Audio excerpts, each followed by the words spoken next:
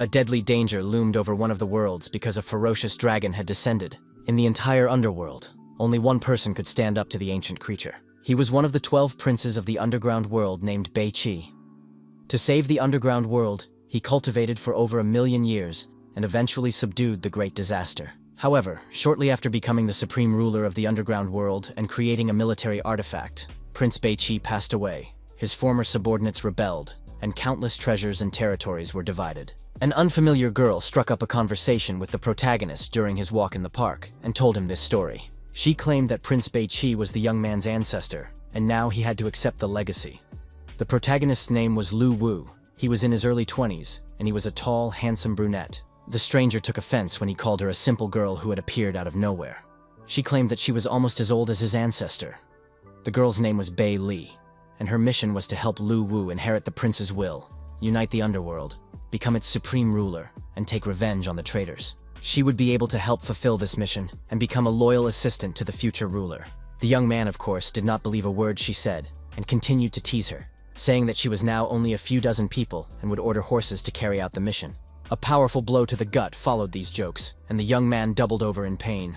Bai Li announced that she would allow the young man to go with her to the underworld and then return him home, while Lu Wu vomited his lunch on the ground.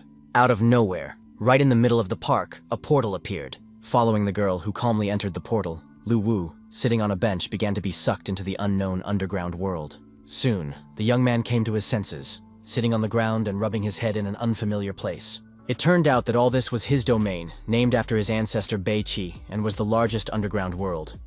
The new owner had to figure out a way to regain the lost territories. Lu Wu decided that he would take care of this matter and take revenge on the traitors. But first, he wanted to get acquainted with the mighty army that his ancestor had left him. And after the young man leveled up, he would take over the entire underground world. But everything turned out to be sadder. The guy was a general without an army, and he would have to start from scratch. Lu Wu immediately lost heart and said he would not do it, but Bei Li said that the young man had a military artifact and that she would be happy to help him. The presence of a military artifact sounded very promising because the girl did not look like a reliable and strong ally. The most powerful artifact in the underworld was created by Prince Bei-Chi to unite the entire underworld. The prince died just as he was finishing the artifact, but Bei Li had also been involved in its creation, so she completed it. And this artifact turned out to be very powerful. It was a ring. The power of the artifact lay in the use of in-ki to strengthen the body. As long as the soul exists, the body can be replaced at any moment. As long as the souls are under control, there will be an immortal army of spirits. The girl put the ring on Lu Wu's finger, and it immediately activated because it identified the wearer's identity. When the blood analysis was complete and the ring confirmed that the wearer was a descendant of the prince, the artifact was bound, and the basic functions of Yin-Yang's body and soul were activated. Lu Wu felt an incredible power filling him from within and without, but immediately the question arose about the souls, which he simply did not have, and it was unknown where to get them. Bei Li was very upset because she hadn't thought about finding other souls. She had somehow overlooked this, and now felt that she had let her master down. The guy tried to calm her down, saying that in the end, everything could be solved, because she remembered what he did in reality.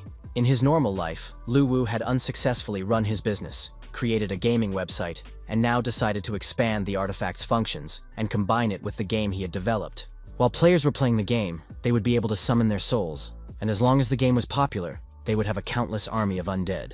Ideas immediately popped into Bei Li's head that if a player died, they would be reborn thanks to the mechanics of the game. Lu Wu couldn't help but admit that the little girl understood everything so well. However, creating a game based on the underworld is quite a large project, and it would be impossible to complete it in a short period of time. Bei Li claimed that using the artifact, it was possible to create various things from energy, including building locations. Spiritual power is the main indicator of strength in the underground world. The more power, the more powerful the creature. Spiritual power can be extracted to increase power and restore the palace. In addition, a monetary commission can be charged for completing the mission.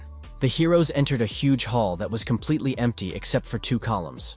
Bei Li said that this place was built by her ancestor, and she helped him so she could make some changes. Although everything had fallen into disrepair over the years, the grandeur of the past could still be felt, and at the very least, everything could be put in order. 2 hours later, it was done, and Bei Li announced that all that remained was to connect the artifact to the game, so they could return to real life. Returning to Lu Wu's apartment, they quickly accomplished what they had planned. Using the soul extraction formation, The girl connected to the game server. While the player was downloading and launching the game, his soul was sent to the underground world through a VR helmet. Everything was cool and extremely simple. All that remained was to come up with a name for the project. Bailey suggested naming the game War in the Network as a tribute to the artifact. The name was approved, and from then on, the game War in the Net was ready to be released. The description said that it had been in development for many years, that it was perfect, and that entry was free. In addition, there was no balance replenishment. After a few hours, the number of downloads, comments, and likes was 0, which was bad because there was really no time. Bailey said that to the east of the palace was the Luli district, and in the main palace was the ghost general Sha Na, who commanded about 500,000 soldiers, and his army was still growing. No one knew when he planned to attack. But if the main city disappeared, Lu Wu's soul would never be able to be reborn. This was terrible news because it was simply unrealistic to find a huge number of players in such a short time. At that moment, the first player logged onto the server because he wanted to check how accurate the description of the game War in the Network was. After all, they claimed to offer 100% immersion. The player's name was Wang Damian, and he was a professional Atlantis player with vast gaming experience and was ready to spot a fake right away. Van de Man materialized in the underground world and started the game. Soon he felt bloody rain dripping on his body, and it was a truly impressive effect that he had never encountered before. The guy even thought he had died from an electric shock when he touched his helmet. But then came the story of the great misfortune of Prince Bei Qi, who died saving many lives. And now the player had to go on a journey to regain the lost territories. Next, he was asked to choose his class. It could be a warrior, an assassin, or a mage. The young man calmed down, realizing that it was just a game that had started, but it was really very realistic. Lu Wu immediately understood that the game would be popular, but he was surprised because he couldn't find the healer class. This was the idea of the developers, who did not want to make a healer right away, as they were going to make money on it. Wang Damian chose the class of a stealthy assassin who lived in darkness and walked on the edge of a knife. The player immediately felt a surge of strength and improved agility. It was very cool, and the guy couldn't wait for the beginner mission to start. The mission for newcomers was to kill 10 wandering souls. The reward for this was 5 soul coins. He began studying the map and noticed that the route led to Ghost Mountain. Van Damme thought that wandering souls were weak monsters, so for a skilled player like him, the task would be completed in a matter of minutes. It was time to show off the special technique that the player possessed. The sounds and atmosphere gave him goosebumps, and the details in the game were indeed very realistic. The guy had to advance through the foggy terrain, not knowing where danger might come from. Despite the eeriness, the player told himself that it was just a game, and he was not just a player, but a real pro. Suddenly, out of nowhere, a huge creature appeared above the young man and sniffed him with pleasure, hoping to feast on his soul. It was a white dragon. Wang Daman was stunned with horror. He found it strange that monsters for beginners were so scary. They resembled bosses from other games. It was very cool and reckless. After repelling the first attack, the player reassured himself that it was just a wandering soul for beginners, and he was in the game, so nothing terrible would happen. But the dragon was annoyed that the player underestimated it, and, preparing to bite, rushed into the attack, opening its terrifying mouth. The wandering soul became angry, and the emotions were very intense, as if they were real. The player prepared to defend himself. After he repelled the attack, Wang Daman announced that he was a pro player, and that the monster was too weak for him. The monster ignored the guy, but sensed that humans had become powerful and decided to use a deadly blow. The monster's ghostly blow was very powerful because it was 2-stage. For beginners, this was serious, and the player didn't even have any skills. In the next moment, the equipment couldn't withstand the blow, and the player was knocked onto his back, left in his underwear. The equipment not only had durability settings, but also damage ratings. The wandering soul had only a 2% difficulty rating, so Wang Damian saw no reason to be afraid, and hoped to land one precise blow to end the battle. The player, encouraging himself, rushed into the attack, intending to deliver a worthy final blow, a knife in his hands. But at the last moment, the young man tripped over a stone and fell flat on his face, left without any life energy. The player died, and there were 3 hours left before his resurrection. Lu Wu and his assistant analyzed what had happened, deciding that they needed to adjust the strength of the equipment and reduce damage from the environment. The 3-hour respawn was long, but the assistant claimed that after dissipating, the soul returns to the body very quickly and can be severely damaged. Wang Daman couldn't believe he died on the first level. It was real and outrageous. Fortunately, no one saw it, otherwise he would have lost face as a pro player. What annoyed him most was the long pause before respawn. It was unclear why the game was free, because it was simply a treasure. He couldn't let anyone else succeed in the game before him. But the young man immediately announced a new, very real, cool game in the gaming community, and enthusiasts immediately rushed to try it, amazed by its realism, quality, and the fact that it was free. Everyone found the monster truly terrifying, and the game very realistic. The white dragon rejoiced at the fresh, delicious souls he wanted to devour immediately. The players immediately chose their classes and prepared to fight the monster for beginners. Amazed at the realism of the game and getting ready to deal with the first monster, Lu Wu analyzed what was happening, realizing that the players had adapted very quickly. The teamwork had reached a silent understanding, and the players themselves were satisfied, so it was safe to say that the game would be a success. It was very hot on the battlefield, and the players were so actively involved in everything that it was simply impossible to see anything. One of the players used a huge sword to damage the monster, and it was clear that he was really enjoying what was happening. The player destroyed the last wandering souls, and wanted to receive a reward for the mission to increase the power of the squad. The feeling of leveling up was completely different from other games. The level of the game allowed you to feel the strengthening of your body's characteristics, and it was just incredible. All the players agreed that the game was really cool, and that they could feel superhuman strength. And if their level continued to grow, that feeling would become even stronger. It was unreal. You could buy items with the coins you earned. At the first level, the items were pretty simple. A club, a healing potion, and a magic wand. The player bought an ogre club for 8 coins and was happy with his purchase. Having received a new weapon, he immediately felt stronger and announced that he would help other players clean up the souls in the village of newbies. The game developers continued to analyze the situation, estimating how many coins they would earn from the slain souls. In addition, a percentage would be charged for each purchase a player made in the store. The more they buy, the more the manufacturer gets. Players enjoy the game, and he enjoys the money. Everyone is happy. After that, Lu Wu admitted that Little Bei Li was indeed a genius. The Ghost Mountain was a tall cliff surrounded by fog and smoke. Above the mountain was a portal that constantly spewed lightning. At this level, the player had to kill an elite mob, the Evil Spirit, and all quest participants received additional coins. The players stood in anticipation, waiting to earn more coins in the mission, but they did not yet understand where to find this mob. But suddenly, the monster appeared before them and accused them of invading its territory, so now it was going to devour them. The Evil Spirit made a terrifying impression on the players. It was huge, with horns on its head, burning eyes, and enormous size. The most experienced player rushed into the attack. After analyzing the monster's behavior, the player urged the team not to skimp on healing potions, and to attack even at low levels. Lu Wu had doubts as he watched the game. Wasn't it too early for them to engage in battle with elite monsters? But Bei Li reassured him, saying that this group of players was stronger than expected, and low-level souls would not be able to stop them. Therefore, it was necessary to give the players a new incentive. Besides, this elite monster would drop a useful item. She was clearly enjoying what was happening and didn't want to reveal all her plans in advance. By that time, the Evil Spirit had already been practically defeated by this team of players. Its health was almost at 0. However, the players themselves were terribly exhausted and had run out of potions. They had almost destroyed the villain, but they were just a little bit short. The Evil Spirit could almost feel that he had won. Even though he had only one horn left, strength was gradually returning to his mighty body. Suddenly, Wang Damian, who had been sitting out the game for 3 hours, burst onto the scene, accusing his friends of trying to farm monsters without him. The player announced that he had arrived at the most critical moment to save his friends and delivered a hidden blow to the Evil Spirit's back. The blow proved fatal, and the villain was defeated. The players leveled up and felt a surge of strength and increased abilities. After defeating the monster, the game offered an elite item. This item turned out to be a small bead called the Ghostly Sphere, which could be sold in the store for 28 coins. The players did so immediately, and then set off on a new mission.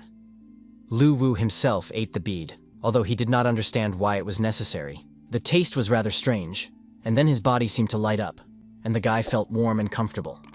With the help of the bead, he strengthened and improved his body. Bei Li claimed that even though he was a direct descendant of Prince Bai Qi, his physique was ordinary, and such artifacts needed to be used to improve the heir's body. The young man was beginning to believe in what was happening. He liked the feeling of power and decided to try to attract more players so that he could avenge his ancestor and unite the underground world as soon as possible. After 12 hours of play, the players received a notification that they had to log out. This upset the guys, who were ready to continue playing and extend their time, even buying more. Lu Wu didn't understand why the girl had programmed a forced exit from the game, because there were many tasks created for beginners, and they had plenty to do. Bai Li insisted that it was necessary because their bodies were in the real world, while their souls entered the underground world. If the players stayed in the game longer, their bodies might not be able to withstand it. This was important for their further development. The completely exhausted and weakened player argued that there was no point in living if it was impossible to play War in the Net, and there was nothing in the real world but agonizing waiting. The next day, the players met in a cafe to discuss forming a team for the game. They had now abandoned all their previous games, realizing the potential of War in the Net. The first players had a big advantage. In addition, they wanted to donate, but they couldn't find a way. This showed that the creator of the game was indeed not short of money. There weren't enough soul coins in the game. You had to save them up first, and then spend them on additional purchases. One thing bothered Lu Wu. He searched through a bunch of websites but couldn't find a single advertisement for this game. This suggested that the creator really did have a lot of money. At that time, the game's creators were poor and ate steamed noodles while sitting on the floor, hoping for better conditions in the future. Lu Wu reassured the girl that soon they would have more players and would be able to afford other food and all kinds of delicacies. The young man believed that gaming companies made money from donations, so he suggested introducing this system into his game. But Bai Li was against it because coins in War in the Network are quite rare, and players have to work hard to get them. The main thing was to find a way to expand the audience so that more people would play. The young man was worried because he didn't have money for advertising, and a platform with high traffic was unavailable. After another bout of tantrums and tears from the girl, Lu Wu had an idea. He suggested joining a gaming event he had read about yesterday. It was a competition for the best new product, and the grand prize for first place was advertising on the platform's main page. What's more, the event was completely free. The partners quickly filled out the application and sent it to the platform's head office for review. Mu Qinshui, the platform's chief critic, was very skeptical about yet another trash game he had just tested. The next game in line was War on the Net. The critic immediately realized that this was not trash, but high-quality fraud, but still decided to enter the game and review it. After a while, he took off his VR glasses and realized that he had experienced a game of an incredible level. It was unreal. 12 hours later, the critic couldn't understand how he had lived without this game before. He gave it the maximum 10 points and noted its only drawback: the 12-hour game limit. Mu Qinshui immediately called his boss to report the discovery of this treasure. The new game was difficult to describe in words. It would definitely help the platform grow quickly and become #1 in the country. Wu Gui, the platform's president, was surprised by such a description from his most vocal critic and did not believe the assessment, as the game was modest in size. However, the president decided to play it anyway. After all, he had already tried so many games that it was unlikely that any game could surprise or satisfy him. Most likely, nothing like this existed in the world. After receiving the notification and standing on the first stage of the game level, he couldn't believe his eyes. He had never seen such a realistic game in his life. It was a masterpiece that would become popular. And the creators and producers of the game were still eating street food from paper plates. Bai Li cried bitter tears over another batch of carbohydrates because she didn't want to get fat, and they could only afford rice and pasta. Suddenly, a phone call rang that could change the future, as well as the couple's diet. It was the president of the platform himself, Mr. Wu, who wanted to discuss some issues with the owner of the game, War in the Network. The president had played the game for 12 hours straight, and if he hadn't been forced to log out, he would have continued. Now he wanted to contact the owner and gain control of the game. Lu Wu confirmed the possibility of a meeting and was ready to come to the company's office, but a surprise awaited him. The president of the platform personally arrived in a state-of-the-art car to intercept the game owner and prevent competitors from getting there first. Wu Gui got out of the car and introduced himself, causing the young man and his girlfriend to have a nervous breakdown. The platform president invited the young man to step aside for an important conversation. Lu Wu agreed, but couldn't leave his younger sister, who hadn't finished her breakfast yet. Wu Gui immediately decided to appease the child and suggested moving to another place where they could find better food. Everyone has their weaknesses, so the plate of rice was left alone and the whole company went to another place. This place turned out to be the best restaurant. It was so prestigious that even rich people found it difficult to book a table. The children were given a luxurious table with delicacies and the highest class of service. The president of the platform, Wu Gui, asked who helped the children create the game.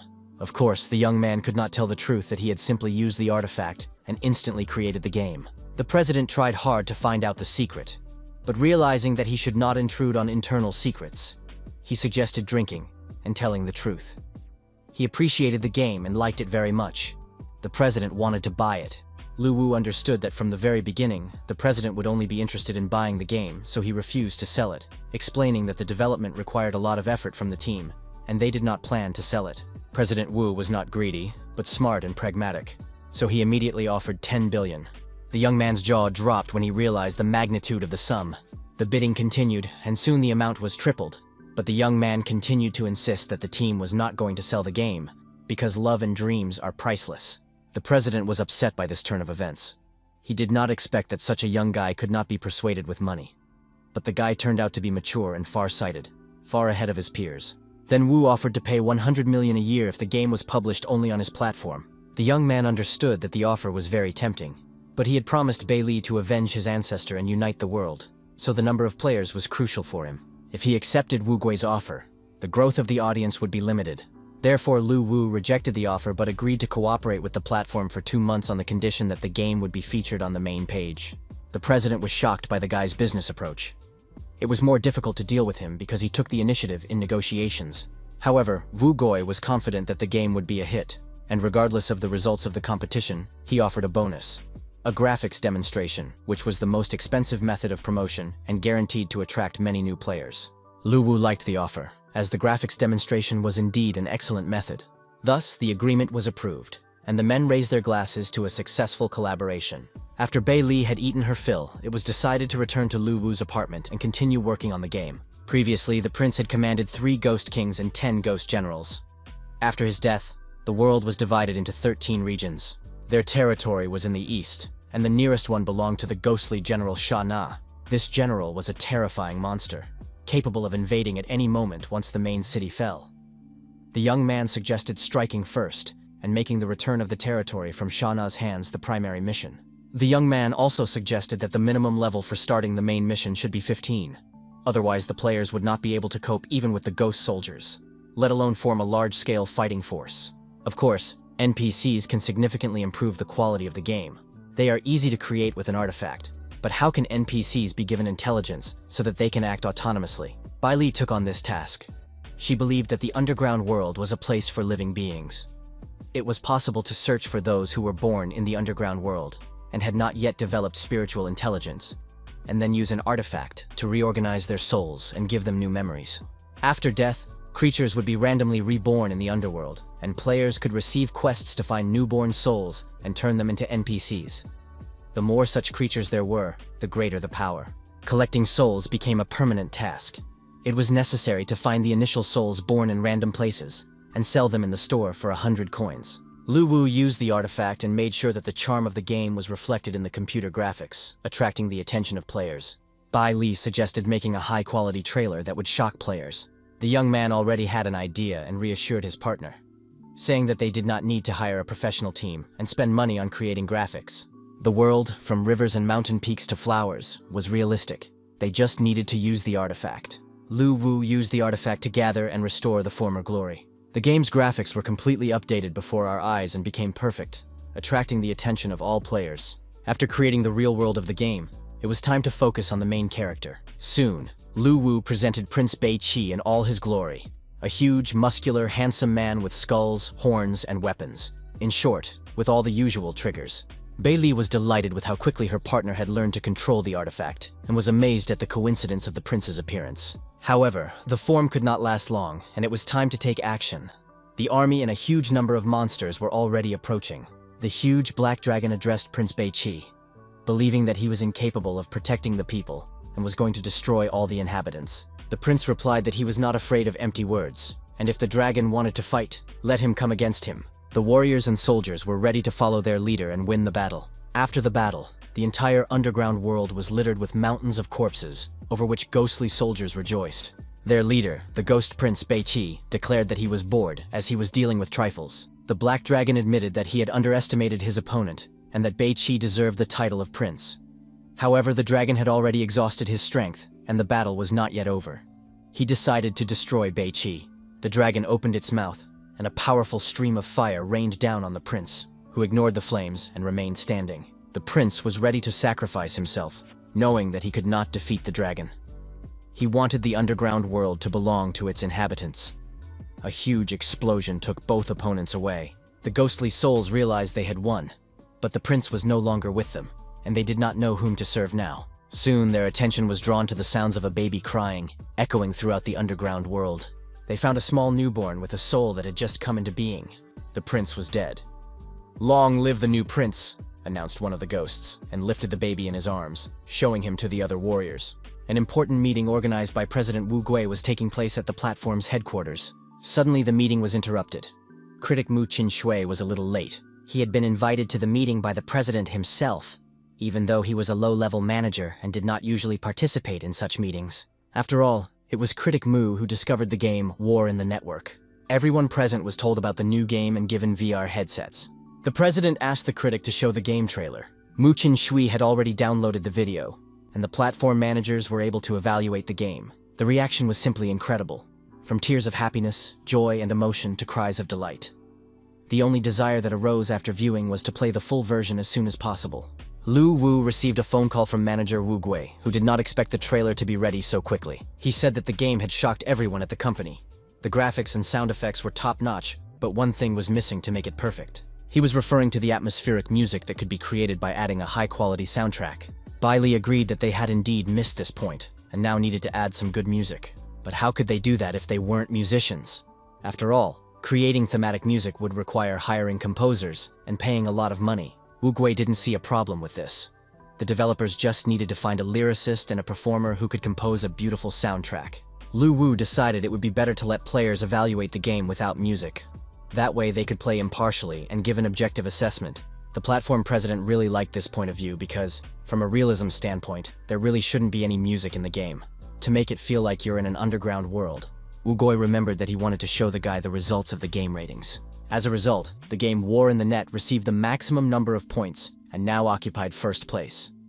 Starting the next day, the rating was to be determined by the players, and War in the Net was officially launched on the platform.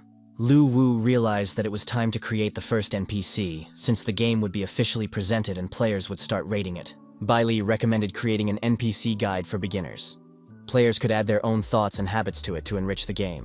The initial souls that players sold in the store could be used to create NPCs with souls and consciousness. This guide would not only guide players, but could even win fans among them. Lu Wu created a real heartthrob that absolutely all players will like. He will be able to attract female players, and they will bring their friends along. The NPC was endowed with a full soul. He was very strong and, as a conscious being, could even attack. But the creature approached the young man, bowed to him, and greeted him, saying that he was glad to meet the descendant of Prince Bei-Chi. The young man did not argue, and agreed to carry on the prince's will, and to use the help of all his subordinates. The guide promised to do everything possible to help fulfill Prince Bei-Chi's last will. Lu Wu summoned the artifact to instill a new personality and sense of responsibility. Once players reach level 20, they can pay 50 coins to create a guild. At this point, preparations for the game's launch were complete, and all that remained was to wait for the players. At the Tenlong Game Studio office, they eagerly awaited the results of the game voting. Company owner Li Tianxia had spent more than 7 years developing his game and was almost certain of victory. The manager said that a game had appeared that, unfortunately, scored the maximum number of points, and they only came in second place. That game was War in the Network. It was as realistic as possible, but it was quite small in size. Wu Gui thought that in a few minutes, War on the Net would be launched on the platform. The president of the platform himself was also eagerly awaiting the start. He received a call from his colleague at Tenlong, who was furious that some unknown game had surpassed him in the rankings. Li Tianxia might have accepted losing to a well-known game, but what had happened simply did not make sense to him. Instead of explaining, Wu Gui advised him to install War in the Network and try playing it himself. Li had no intention of wasting his time on such nonsense, as he had plenty of other things to do. However, human nature is curious, and soon the man decided to try it himself and see how interesting the game was. All the preliminary reviews were very positive, and critics gave it the highest ratings. It was obvious to Li that the developers had paid a lot of money for such reviews. Li Tianxia put on his helmet and, full of skepticism, immersed himself in the game. The underground world was very noisy today. Players wanted to start the game and didn't know which class to choose. According to the comments, the game was truly amazing, so a huge number of newbies lined up to get started. Tianxia was amazed by the realism of the technology. He dreamed of meeting the creators, realizing that they were truly talented. But soon his thoughts were interrupted by the voice of an old acquaintance. The president of the platform, Wu Gui, entered the game himself and suggested that his friend not stand there rooted to the spot, but quickly go hunting for monsters before they disappeared. Li Tianxia was stunned when he saw the monster, as well as Wu Gui, who was already racking up points. It wasn't fair. After all, he had just said on the phone that he had an important meeting and couldn't talk anymore, but then he went to play. Wu Goi suggested they hurry up and let Li deliver the final blow. Li didn't need to be asked twice.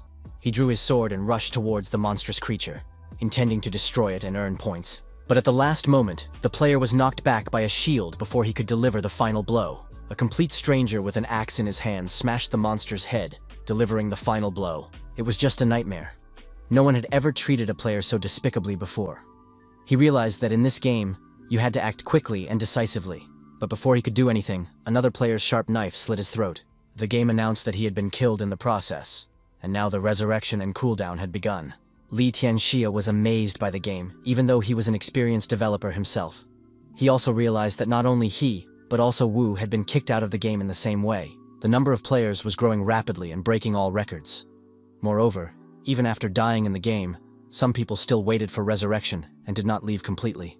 It turned out that the game was really gaining momentum. Although it was still far from perfect, it was necessary to figure out how to attract even more players. It was known that General Shah had a huge army of soldiers and could soon invade the underground ghost world. Until then, it was necessary to attract as many new users as possible and form our own army. Once again, the president of the platform called the young man, complaining that he had been killed by some insignificant player during the game. He stated that he was not going to put up with this and immediately offered the young man money to buy himself extra lives. Lu Wu replied that this was not possible at this stage, but in the future, players would be able to earn coins for killing monsters. The young man currently only had 100 coins for personal use, and he offered to give them to the president as a gesture of friendship. Wu Goi was amazed that the developer did not control everything that happened in his own game. Wu Goi asked the young man to introduce him to the team that created such an amazing game as soon as possible. A few hours later, the weather in the Ghost Mountains was foggy and cool. Players Wu and Li lay in wait, waiting for the right moment. There were noticeably fewer players in this part of the world. Soon, they saw two players fighting a monster. One held a shield, while the other attacked the beast. The offenders watched this fight from the bushes, now waiting for the right moment. Finally, they decided that the time had come, and rushed into the attack to take their revenge. With swords in their hands, the players rushed at their opponents, intending to knock them out of the game. Wu Goi destroyed the guy with the shield with a sword strike. Li Tenxia, however, was not so accurate. The female player managed to avoid death. You'd be hard-pressed to find a more clumsy oaf. The girl indignantly declared that she didn't understand where these two jerks had come from, since she had been quietly playing the game with her partner. Li Tianxia said that they still had the advantage, and that the other players shouldn't worry. At that moment, the monster had already regained its strength, and was simply enjoying the speeches of these wonderful souls, who now belonged to it. Loud screams and curses rang out in the Ye family's house. Ye Shuer was furious. She needed to take revenge on some stupid players for kicking her out of the game. She called the butler and ordered him to invite her brother and his people. At the headquarters of the Wu Goi gaming platform, he decided to hold an emergency meeting and ordered all employees to gather in the conference room. The Tenlong Game Studio headquarters was also bustling with activity. No one left their posts. Ye Cheng and his people came to his sister at the first invitation, not understanding who dared to offend her. His sister said she would tell her brother everything, but first the butler had to bring the boxes. The girl explained that knives and guns were useless in this situation because she had been attacked in the game and then killed by a monster. To say that the guys were stunned would be an understatement. But Chung loved his sister very much, so he ordered his men to prepare, choose their specializations, and go after her. This is how the Guardian Angels Guild was created, headed by Zuer and Chung, whose surname was Ye. In the game, they crossed paths with the Avengers Guild, consisting of President Wu Gui, company owner Li Tianxia, and their subordinates. The developers watched the battle in the game with interest. Although the guilds were not yet officially registered, two factions had already emerged, and a conflict had broken out between them. Until they killed each other, there would be no peace. However, the price of soul coins rose sharply because they could be used to increase one's power, and the developers became millionaires overnight. But soul coins were also very important to the developers themselves. They were needed to create Prince Beiqi's army. Therefore, they could not sell them and were once again left without funds. A huge amount of soul coins was needed to restore Prince Beiqi's palace. Although there weren't enough yet, the young man thought it would be easy to deal with. The young man decided to sell 500 soul coins to start with. To this end, he intended to use a combat artifact to pass himself off as an ordinary player. The young man chose to specialize as a mage. Initially, the mage was not particularly strong and, apart from chi energy, had no special skills. But Lu Wu had no intention of fighting. He just wanted to sell coins. The mage had enormous potential. As soon as the palace was restored, he would have access to a multitude of techniques and tricks. If a section for acquiring skills was added to the shop, the player's strength would grow not by the day, but by the hour. Then the current mage would surely reveal his potential. The young man took the form of a huge flying magical kite, received the players' coordinates, and set off for the meeting. Bailey noted with satisfaction that the young man was already confidently using the combat artifact. A few minutes later, somewhere far away in the mountains, in a gorge, there were shouts and arguments between the players. Suddenly, a stranger appeared among them and said that he was looking for Zur and wanted to exchange coins with her. The girl came out to meet him. She wanted to know who he was and why he was looking for her. He explained that he had soul coins that he was willing to sell to her. Zur was very skeptical of the young man's words, because he belonged to the class of mages, the weakest type of players. The girl couldn't believe that this stranger had as many as 500 coins, but she was extremely pleased to hear the news. She immediately figured out where he could have gotten them. It all seemed extremely suspicious. The mage decided to place the coins in the transaction column and offered her to see for herself. Seeing the number of soul coins with her own eyes, Zur felt truly happy and confirmed the purchase. She instructed her accountant to transfer the required amount, already thinking about what she would spend the coins on. Lu Wu was amazed at how little money meant to these people and how easily they could trust strangers. When asked where he got so many coins, the young man said that he had been very lucky in his soul collection task and had been able to get all the souls and exchange them quickly. The accountant announced that the money transfer was complete, and the young man could check his account balance. Bailey whispered to him that the money had arrived and he had not been deceived. The magician announced that he would not check because they had trusted him, and he, in turn, had also trusted them and transferred all the coins to Zur. After that, he thanked them for their cooperation and said that he would contact them again next time if new coins appeared. The girls were very impressed by this behavior because the magician received a huge sum and did not even bother to double-check. Maybe he was too rich, but their thoughts and dreams about a rich and charismatic guy were interrupted by the news that players from another team were lying in wait.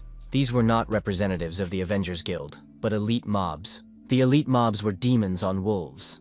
They were a truly terrifying bunch and had come to find out who dared to invade their territory. Lu Wu finally treated his girlfriend to a feast, buying all her favorite delicacies, because now they had a lot of money and could afford it. The young man said that when he left the ghost world, Zur's team was attacked by ghost soldiers. These horsemen were led by Shana. The young man was struck by the size of his army, but it turned out that as the number of players increased, so did the number of enemies. This was very good, and players needed to be given the task of exploring General Shana's territory. This would make players understand how things really stood, and encourage them to spend soul coins on their upgrades. Lu Wu immediately activated the combat artifact and set the access level for the task to no lower than rank 15. If weaker players went there, they would die immediately. High-rank players had no choice but to accept this quest, and there they would be able to fight the ghosts. Since players constantly respawn, they are ideal for exploring the lands. Once enough information was obtained from them, a further strategy could be developed. There were many players in the ghost world who tried to divide themselves among the guilds. They begged for their applications to be accepted and guaranteed to earn a lot of money. The Great Dragons Guild, led by Wang Damana, accepted all willing players, but preferably those with high levels. A player with the nickname Blade in the Soul approached the guide to get information about General Shana. The guide said that the prince of these lands, Beiqi, had raised the general, but he had betrayed him. The general now had about 500 soldiers who had captured the Luli area. If you went there on a reconnaissance mission, it would be best to take care of your own safety. The Great Dragons Guild immediately decided to go on this mission. They planned to easily deal with the general's ghost warriors. Lu Wu noted that the Great Dragons Guild was indeed made up of real professional gamers, and they had already left on the mission. But the poor guide was unlucky. He was surrounded by female fans who showered him with compliments, trying to find out what he liked to do in his free time.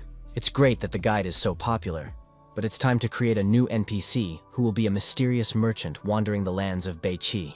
Lu Wu will move him around randomly, and gamers will be able to buy rare items that are not available in the store. This will increase the enjoyment of the game. After that, the guy suggested going to see how the task of exploring General Shana's territory was progressing. Bai Li was a little worried about this, because the players were at odds with each other, and now they had to work together to fight a single villain. The young man reassured her, saying that all these issues would be resolved very soon.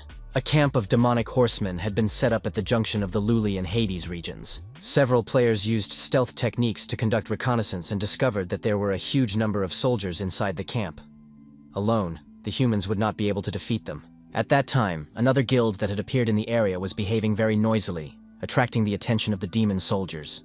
It became clear that there was no time to escape, and that they would have to fight them in battle. And death would be heroic. The battle began. The players fought desperately and killed the mobs quite well. Half an hour later, all the high-level players were still able to fight. Although they suffered losses, the battle continued. The players were unable to cope, and it became clear that the Great Dragons Guild would not survive. Perhaps it was too early to take on such quests. If they kept losing, all their enthusiasm would disappear. At that moment, the Guardian Angels Guild, which had bought new equipment, approached the battlefield. Devour had specifically exchanged soul coins for equipment, looked gorgeous, and was ready to lead her guys into battle. The Avengers also showed up, but it was strange because they were enemies with the Guardian Angels. Bailey was pleasantly surprised by this fact. Lu Wu watched the proceedings with satisfaction. He was as confident and calm as his ancestor. The guild leaders agreed to deal with their enemies first, and then resolve their issues among themselves. The battle continued with renewed vigor because 2 new guilds had joined the fray. Everyone wanted to punish the villains as soon as possible. Reinforcements were in place, and now the gamers were easily killing their enemies. Bailey said that, judging by all appearances, someone was watching the young man. The demon commander nicknamed Madman joined the battle. Once he was killed, the other warriors would automatically disappear. Devour and her guild rushed into the attack without knowing who they were dealing with and paid for it with their lives, because the enemy was much stronger and beheaded the girl. Chung was furious when he saw what had happened to his sister. He called on all players to avenge her death. Players from all sides attacked the demon commander. They no longer cared who got the points or who delivered the final blow. They were driven by revenge. The players realized that they first needed to behead the commander and then deal with the rest. But the enemy was incredibly powerful, and his blows damaged the players' weapons. The representatives of the Avengers Guild also decided to destroy the commander immediately, rather than waste their time on minor demons. The madman sat on a huge monstrous wolf, and was confident in his strength. Treating his opponents as if they were mere ants, he easily dealt with all the players who attacked him and repelled their attacks so strongly that pieces of their bodies flew in all directions. Even Lu Wu and Bailey, who were watching the battle from their ambush, were hit. The young man realized that the gamers' camp had been completely destroyed with just one blow. He had clearly underestimated the power of the demon commander, since even the strongest group of players did not have enough strength to fight back. It turned out that the enemy could kill everyone. Perhaps it would be better for the players to explore other regions for now and avoid the territory of Liuli. Lu Wu created a screen recording feature that would help promote the game. Gamers would be able to post recorded videos, and people would learn about it. 3 days later, the exploration mission in the territory of Luli turned into a confrontation between 3 guilds. But thanks to this battle, the players gave up their hatred for each other and began to act together. The leaders of the 3 guilds even held a meeting and decided to unite to deal with the demon commander's camp. As a result, the price of soul coins rose again, and the screen recording feature increased the number of gamers. Due to the influx of new players, minor glitches were discovered. People tried to resort to hackers to quickly level up their characters. But they were disappointed. The game war in the net works from the human brain, and no hacks can help. The forum, where players shared their impressions, gave advice, and left useful information, was very helpful in the development of the game. Soon, a map was posted showing the distribution of monsters in different areas of the mountain range, drawn by hand. A gamer named Lo King used the screen recording function when developing the map. He hardly fought any monsters, but immediately started the game by exploring the world. Lo King's map featured areas that players were already familiar with. A player named One Hit One Kick had a very interesting fate. He used to work as a firefighter and lost his limbs while responding to a natural disaster, becoming disabled. He was very disappointed in life and in himself, and only after entering the game did he feel like a complete person again. When the man saw himself in reality and felt the presence of his limbs, these sensations were so real that he cried. It was wonderful. The game gave the man a zest for life and hope. Therefore, it was necessary to continue working on realism. Lu Wu decided that War in the Net did not necessarily have to be a game related only to wars. It could become quite thematic. For example, after completing the task of destroying General Sha Na, players could receive some additional options. For example, fishing enthusiasts could enjoy fishing in the Sea of the Underworld. And if gamers destroyed the King of the Rock Demons who lived on the Cliff of Despair, they could cultivate spirits in that location, because the environment allowed it. Players could have their own pets and teach them martial arts. Lu Wu was confident that his game world was full of possibilities, and that anything players could imagine could be brought into the game. As the map was gradually explored, more and more people entered the game, and the ghost world became accessible to everyone. The border between the regions of Liuli and Grados was packed with demon troops. Scouts reported to their commander that the gamers who had fought them a few days ago had been forming small groups and constantly looking for new ways to attack. The demons expected the gamers to be afraid of dying and to flee, but they kept pushing forward like parasites, and only a powerful blow from the demon commander, the madman, was able to stop them. The demons watched the part of the ghost world where the gamers lived and marveled at their powerful energy. They understood that this power resembled that of Prince Bei-Chi in terms of its strength and quality. The gamers also watched the mobs and realized that their activity increased the demons' aggressiveness. But that was great, because they no longer had to run around looking for enemies. The enemies came to them. The gamers happily welcomed the demons who came to fight them. The players declared that they had come from Prince Bei-Chi. The mobs understood that the gamers were provoking them, but were amazed by their courage and audacity. The mob commander had witnessed the rise and fall of Prince Bei-Chi with his own eyes, so he ordered his servants to destroy the imposters.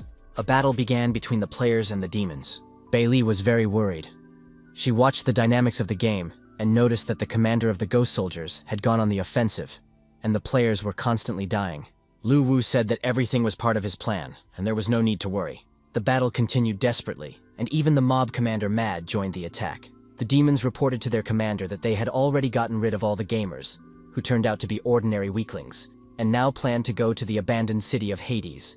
The commander ordered them to continue the offensive and prepare to kill as many players as possible. However, this turned out to be not so easy, because the number of people gathering to join the game was simply enormous. The demon realized that there were too many opponents and ordered his troops to retreat, but then his subordinates noticed that there was nowhere left to retreat. They had been ambushed. The fact was that representatives of the guilds had united and were waiting for them on the other side. The old methods of endurance and tactics worked perfectly, and the start of the operation was announced. The gamers enthusiastically rushed at the demons because they had been waiting for this moment. They understood that there were many enemies, but that did not stop them. This was Lu Wu's plan. After losing the previous battle, the guild leaders met and developed a joint plan to confront the demon commander. It's not scary to have one enemy out of 10 people, but it's scary when they all unite against you. And even though the army of players couldn't destroy the general, they were definitely strong enough to take on the commander. The madman was surrounded and couldn't understand what was happening because the players had no formation and relied only on each other's support. Of course, ghosts have strength and ferocity, but fear was also present. The madman noted that the players were not afraid of death at all. Even with his advantage in strength, he could not withstand such numbers. The demon commander understood that if things continued in this vein, he would soon die, but he had no intention of dying at the hands of such weak parasites as these players. Izur approached him, saying that they had met again, but now she was prepared. The madman attacked with his magical energy, and one had to be extremely careful. At that moment, his gaze fell on the girl, and he remembered that he had killed her a few days ago. It was very funny. It turned out that the demon commander did not know about resurrection, and now he was in despair.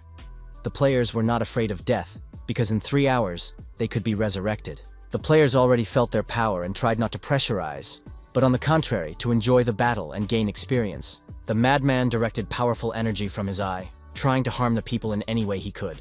This energy again led to a powerful explosion, and huge rocks and pieces of soil scattered across the playing field. At about the same moment, a notification came that the mission had been completed due to the killing of the demon commander, and his equipment was now available to high-level players.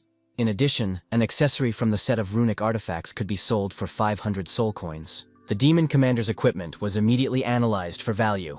Lu Wu did not understand what was happening, but the girl explained that she had created several hidden classes of artifacts that were used by the prince's fighters to create warriors. This artifact was called the Ninth Demon Energy, and with its help, it was possible to devise a plan for the runic warriors. Runic wars sounded very impressive, and the player's strength increased significantly after a fierce battle with the demon commander. Lu Wu hastened to learn about the talisman and the runic warrior, about which he had no information. A rune warrior is the system name for a special warrior created by Bei-Chi's first spell. To make it, the blacksmith had to smelt many materials. Although the process was complicated, the result in the form of the warrior's strength was impressive, and with the help of the combat artifact, it was possible to save on many procedures. Bei-Li wanted to carefully study the rune and add the template to the artifact to create a hidden class of warriors. However, the girl did not know if a player who had received the talisman would ever appear and when he would admit it. It was unknown how quickly the player would put the talisman up for sale. It was a completely useless item for players, but it could fetch as much as 500 soul coins. The next day, a new quest was ready, which was to reveal the rune warrior, and Wang Damian enthusiastically took it on. But then he remembered that he was a representative of the assassin class, and therefore he urgently needed to become a berserker. All the berserkers had changed classes, and now it was unclear what would happen to the assassins. To gain supreme power, the berserker renounced his weapons and used himself as a vessel, carving the runes of heaven and earth that formed his body. His weapon became a glove with runes carved on it. Van Damme was simply happy. The power was very strong and explosive, shocking even its owner, the player. Death watched what was happening and was already close to the player. The attacks were affected by the defense and fell off the player like raindrops. In addition, he possessed tremendous speed, which gave him the advantage of Rune. The first task was to demonstrate the Rune Warrior, and after completing it, Wang Damen was amazed at how cool and invincible the Rune Warrior was. His perception of warriors on the battlefield was completely overturned. The update soon added a new class, the Berserker Rune Warrior, as well as a new NPC class change instructor named Master Chu. The game was constantly evolving and becoming more and more attractive to players. Rune Warriors turned out to be a very successful idea. Bai Li had no intention of stopping and began studying mage transfers. She planned to release 3 new directions in the near future. The clan curse system was good for control and destroying states. The demon system was effective when losing, and the soul monster system was useful in every formation. Bai Li still hadn't figured out the assassins. She needed additional material to change and create new professions. Each character and their characteristics had to be carefully worked out. It was impossible to act at random. Lu Wu sincerely thanked his partner, saying that she worked very efficiently and with great concentration. So the young man was ready to buy her delicious food to please and stimulate her work. In a dark dungeon near the coast, demons appeared before their king, and reported that the Sea King would continue to recognize the Lord's status as the ruler of Liuli if the offerings of yin spirits continued. General Shah did not understand why Prince Beiqi did not dare to show his face and treated him like an ordinary hooligan. The messenger who crossed souls brought more bad news. The commander of the 3rd Ghost Cavalry had been defeated. The general knew that Madman was at the junction of the districts and did not understand how the demon commander could have died in such a safe place. The messenger added that not only the mad commander had died, but his entire squad. The general was furious. He did not want to believe that any of his own people were involved in this tragedy, such as the king of the rock ghosts, who had been suppressed immediately after the occupation of the Northern Territory. Someone else must be waging a secret war against them. The developers re-entered the game to correct the situation on the spot. After the introduction of screen recording, the number of players in the online war increased sharply, and the soul coins finally reached the 50,000 mark. Therefore, it was decided that it was time to officially restore Hades. And Lu Wu very quickly and professionally used the artifact for this purpose.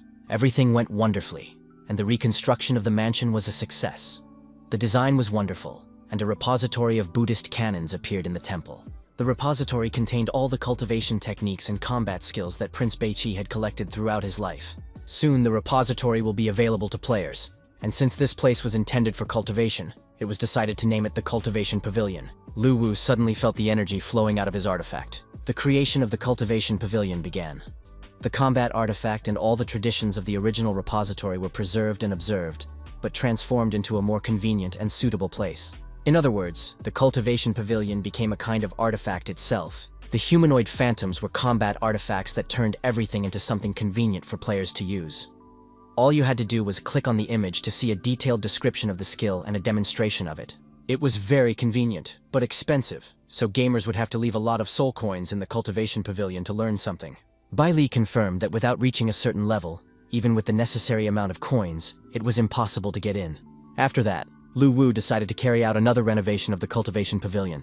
It was necessary in order to simplify its use and improve the interface. The ghostly figures were labeled with their specializations: warriors, assassins, or mages. Then the 3 main zones were divided into 5 more levels of cultivation, from primary to royal level. The royal cultivation level became the most powerful and beautiful, and was only accessible to highly skilled players. Since there were so many players, parallel spaces were developed to accommodate a large number of players at the same time. They were more like separate servers. The first notifications about the opening of the Cultivation Pavilion were sent out, and immediately magicians rushed to improve their abilities. They were offered to learn how to control energy in order to summon soldiers, and were given all kinds of techniques to speed up the process several times over. In addition, there was the dark erosion of mages, the skills of dark thoughts, and it was possible to learn this technique. A mage haunted by evil thoughts could summon evil spirits, subdue them, and turn them into his defenders. The mages were happy because their class had been completely ignored before, and now they had the opportunity to learn something new, and that was wonderful. Bai Li was glad that with the help of her new partner, she had made so many players happy. Lu Wu decided that the changes were complete for now, and suggested that his partner go and improve the game. Now, players who had fully explored the entire area could access it at any point for teleportation. Thanks to the Rune Warrior, The berserkers began to leave the abode of the dead in search of materials for teleportation. Every time they were resurrected, they had to retrace their steps from beginning to end. The first requirement before moving on to the Rune Warrior was the monster hunting stage. Next, they had to collect materials to create hands. Only then could they unlock the advanced career mode. This way, it was possible to recoup all the money spent on teleportation. In addition, the developers made teleportation not free, and each time players will have to pay a soul coin. It's not much, but with so many players, the developers will still come out ahead. Later, they decided to add a live streaming feature, which gamers had been requesting for a long time. This will allow dead players and those awaiting resurrection to watch others. Tests were conducted in the underground research hall of a Black Sea technology company. The manager happily noted that finally all the indicator lights were working perfectly, and it seemed that the development had been successfully completed. Virtual game warehouses combined with nutrient solutions successfully allowed players to remain unaffected for 24 hours. The board of directors of the Black Sea Technology Company reported on the successful outcome of the development, and now their virtual game warehouse was working successfully, as reported by the company's director, Chen. The company's task was to bring these virtual warehouses to market, and it was decided to find game sellers to collaborate with. The meeting was interrupted by the director's assistant, who announced that Company A had just announced the creation of a virtual warehouse at a press conference. The girl immediately turned on the broadcast of this press conference to show it to everyone present. In it, a journalist talked about the creation of a virtual game storage facility that had successfully passed a huge number of tests and guaranteed the stable operation of its warehouse. President Wu said that Company A had just found him, and he had decided to collaborate with them on the basis of the game War on the Net. For the physical safety of the players, a 12-hour gaming system had to be installed. But this served as a limitation to the growth of the players, and thanks to the appearance of the game warehouse, it was possible to develop much faster. The next day, a platform meeting was held at the company's office. Alice, a representative of the interested party, was present, and she did not understand why the discussion had not yet begun. Soon, Lu Wu appeared with his assistant, Bei Li, and the discussion could begin. Alice reported that their company was a leader in the field of virtual games, and had created a virtual game warehouse that would be much better than all previous inventions. After explaining the essence of her project, Alice announced their terms, which consisted of an annual payment of 20% of the game owner's profits. Everyone was very interested in the project, but the payment was too high, so the representatives could not make a decision on their own and waited for confirmation from their superiors. Alice said that the game warehouse would be at the disposal of the game owners and would attract a new wave of players. Developers would enjoy themselves and earn a lot of money. Lu Wu immediately stated that he was refusing this project, and now Alice wanted to know which company he was from, as he might simply not have understood what she was telling him. President Wu tried to slow down and explain to the young man that these were commercial negotiations, and if the terms of one side were not satisfactory, they could be discussed and possibly changed. Lu Wu stated that he would not change the specifics of the game, which he had developed so long and carefully, making it completely realistic. The presence of a warehouse was unfair to the game, and so he left the meeting. At this time, one of the players in the game decided to tame a corpse wolf, and the young man watched with interest. The player believed he was close to success and wanted to reduce the wolf's health to a minimum. The poor wolf was tied to a tree to lower its vital signs, but black energy continued to flow even into the immobilized animal. This black energy was spread by a representative of the monsters of the underworld. He destroyed the wolf just to prevent it from being tamed. Then he reached out his hands to the players and continued to spread his dark energy. Soon, the players found themselves entangled in dark bonds.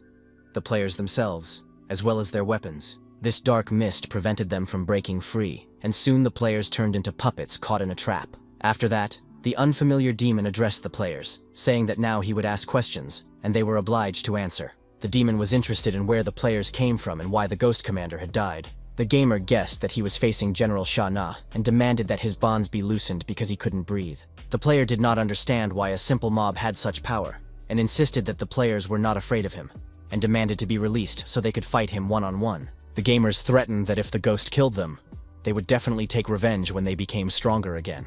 This made the ghost laugh, because he knew that the players had no idea who he was, but he was Sha Na, responsible for storing souls. He believed that there would be nothing left of the players, and continued to tighten his grip. However, the ghost soon realized that he was unable to quickly defeat the players, which meant that they had some kind of powerful force protecting their souls. Therefore, he decided to destroy their bodies, and see where their souls would go next. He intensified his fog, and in the end, only the shells of the players remained. The ghost noted that there was not the slightest influx of soul power. In addition, The integrated souls disappeared without a trace.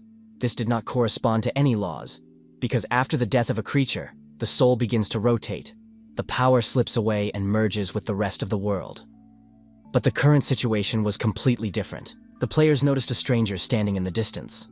One of them suggested that the stranger resembled a hidden mob, a mysterious merchant. The players decided that they could strike it rich and become wealthy. Because the mysterious merchant had many soul coins and expensive goods, they approached the figure and asked if he was selling goods, demanded a discount, and wanted to look at the goods themselves. The stranger did not turn around, silently listening to everything they said.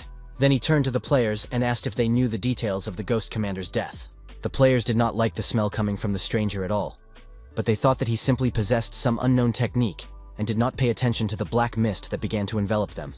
But then the stranger couldn't take it anymore and said that they were talking complete nonsense, so they had to die. The same changes occurred with this group of bodies and souls, and they also disappeared. But the ghost had an incredible idea, which he now needed to verify for himself. Lu Wu and Bei Li realized that Sha Na had gone on a reconnaissance mission and wanted to find out more about the messenger who crossed souls. The messenger who crosses souls is the highest position of the king and general of ghosts, responsible for storing and transferring souls. Each ghost king and general was assigned a messenger, and they had different strengths and weaknesses, and were skilled in sacrifices. The yin soul was different from the original soul.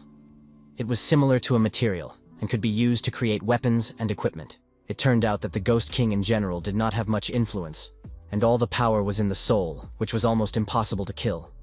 It could dissolve into the shadows at any moment. And now he had come to the abode of the dead. The ghost couldn't believe his eyes when he saw the reborn and rebuilt Hades. This could only mean one thing, that King Bei-Chi had returned. But the ghost had seen the king's death with his own eyes and watched as his soul left his body. It was a vivid memory, and the ghost could not be mistaken. The ghost, who crossed souls, demanded an explanation and wanted to know who had appeared before him. Although he already guessed, he still couldn't say it out loud, because then the messenger's worst nightmare would come true. Before him, in all his glory, stood Prince Bei-Chi. The messenger bowed respectfully to his master, saying that he realized his mistakes and was ready to die if it would help to fix everything. The prince could not allow the messenger to find peace so easily after his betrayal by simply dying. The messenger was ready to atone for his sins and do whatever the prince commanded. He promised to help the prince regain all his lost territories and glory. But he did not believe that this was the real Prince Bei-Chi, because the latter would never have let the envoy go. Bei-Chi confirmed that the murder of the ghost commander was the work of his men, and that the messenger himself would be next. But then the ghost attacked the prince, saying that he did not believe in his existence, and that someone was most likely just pretending to be Prince Bei-Chi. Lu Wu said that he was not a prince, but that the blood of Bei-Chi flowed in his veins and he must inherit this land. Bei Li unexpectedly bit the guy's hand, saying that the messenger would have to confirm the presence of his master's blood. And indeed, the ghost felt the familiar blood. He recognized the overwhelming power of the lineage and agreed that he was facing a descendant of Prince Bei-Chi. After that, Prince Bei-Chi demanded that the messenger who crossed souls surrender or die. Before answering, the messenger asked if the beings who called themselves players were human. Bei-Chi. If these players were destroyed, their souls would not disappear.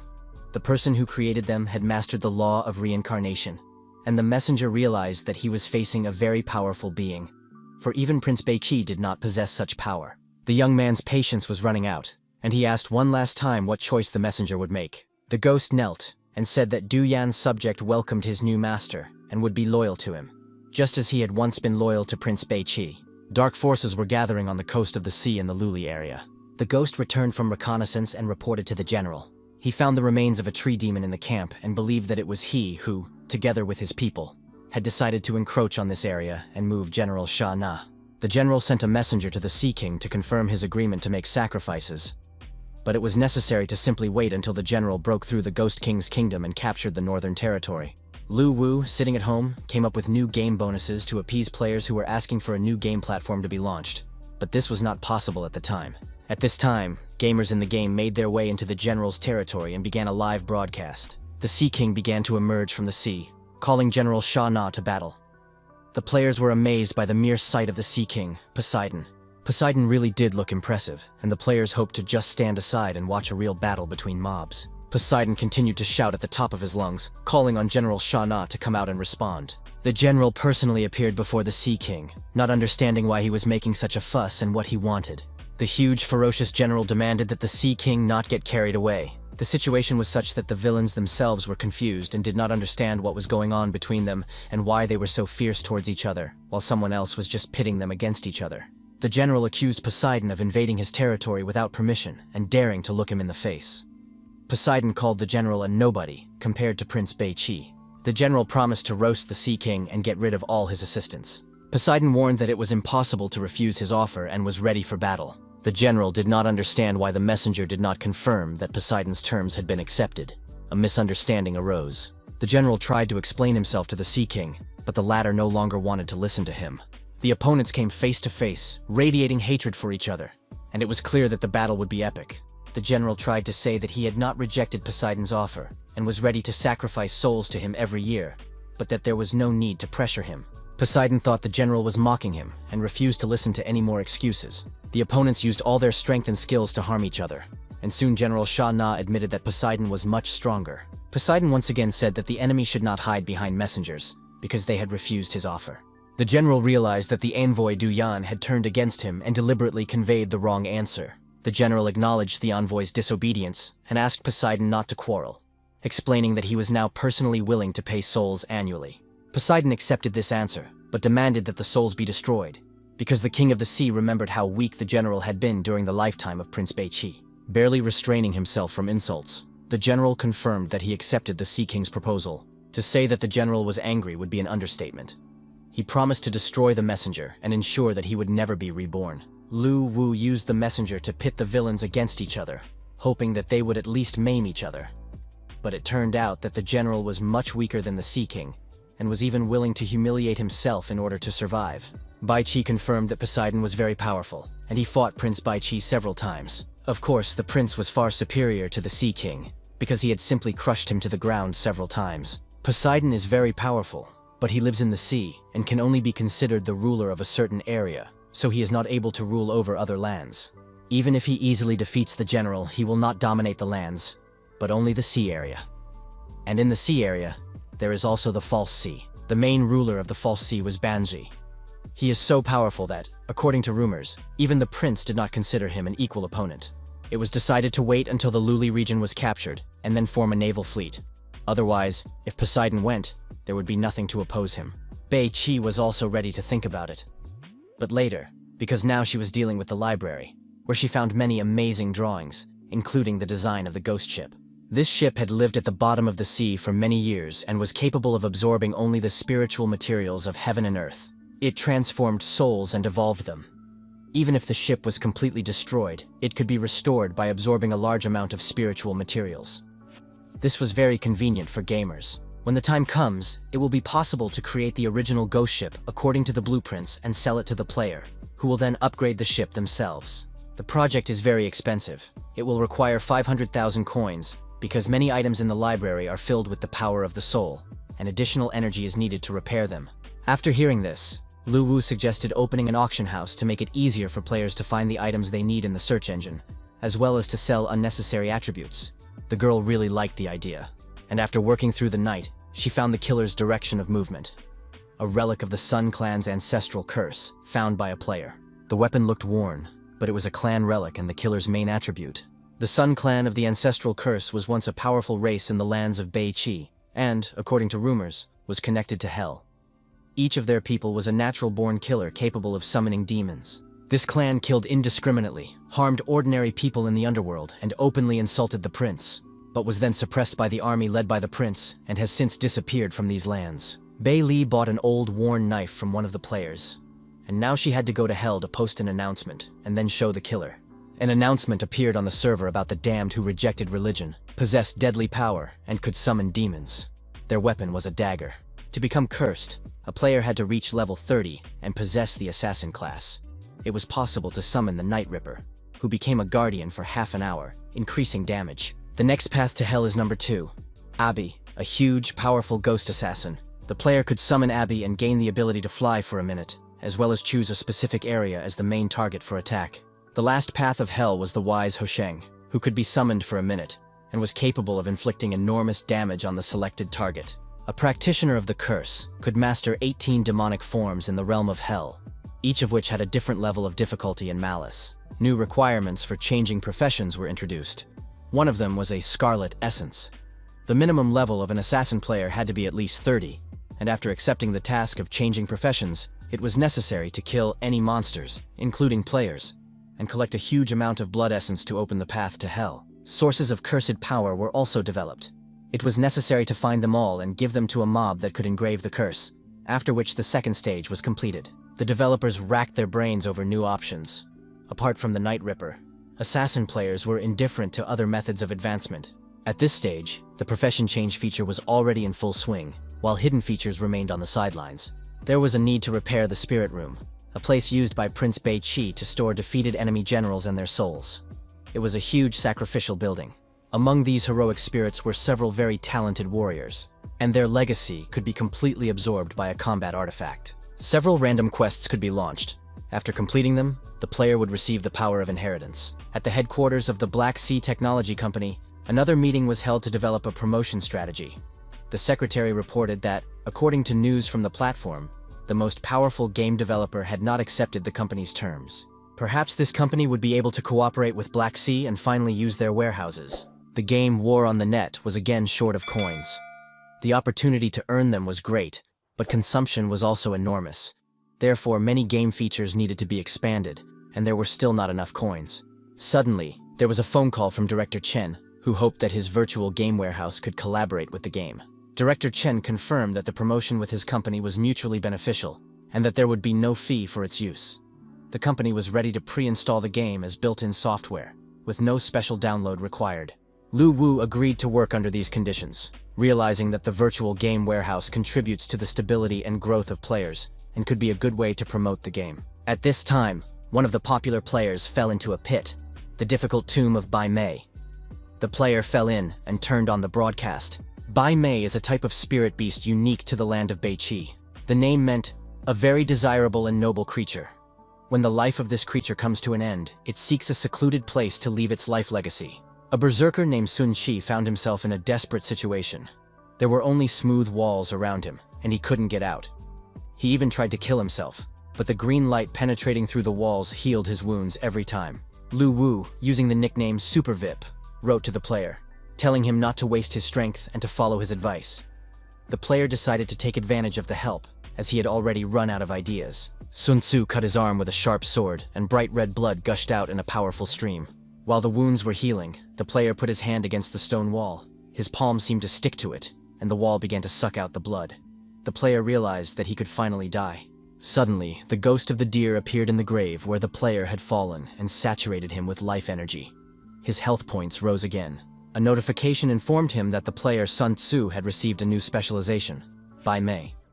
It was very impressive, and everyone envied him. Replays of his livestream made it to the top. In addition, Sun Tzu received the spiritual specialization of the beast Bai Mei. It looked quite funny, but had high professional characteristics, and its blood could heal. Changing professions in this way depended entirely on luck. Other players who wanted to change careers in a similar way could inherit it, but the probability was low. As a low-level player with no skills or money, he could only rely on fighting monsters to slowly improve his equipment. Now, everything was different. With this hidden profession, he could take his place among the high-class players, but soon fell into the trap set by the unlucky hunters. They thought they had caught a corpse wolf, and that would be the end of their troubles.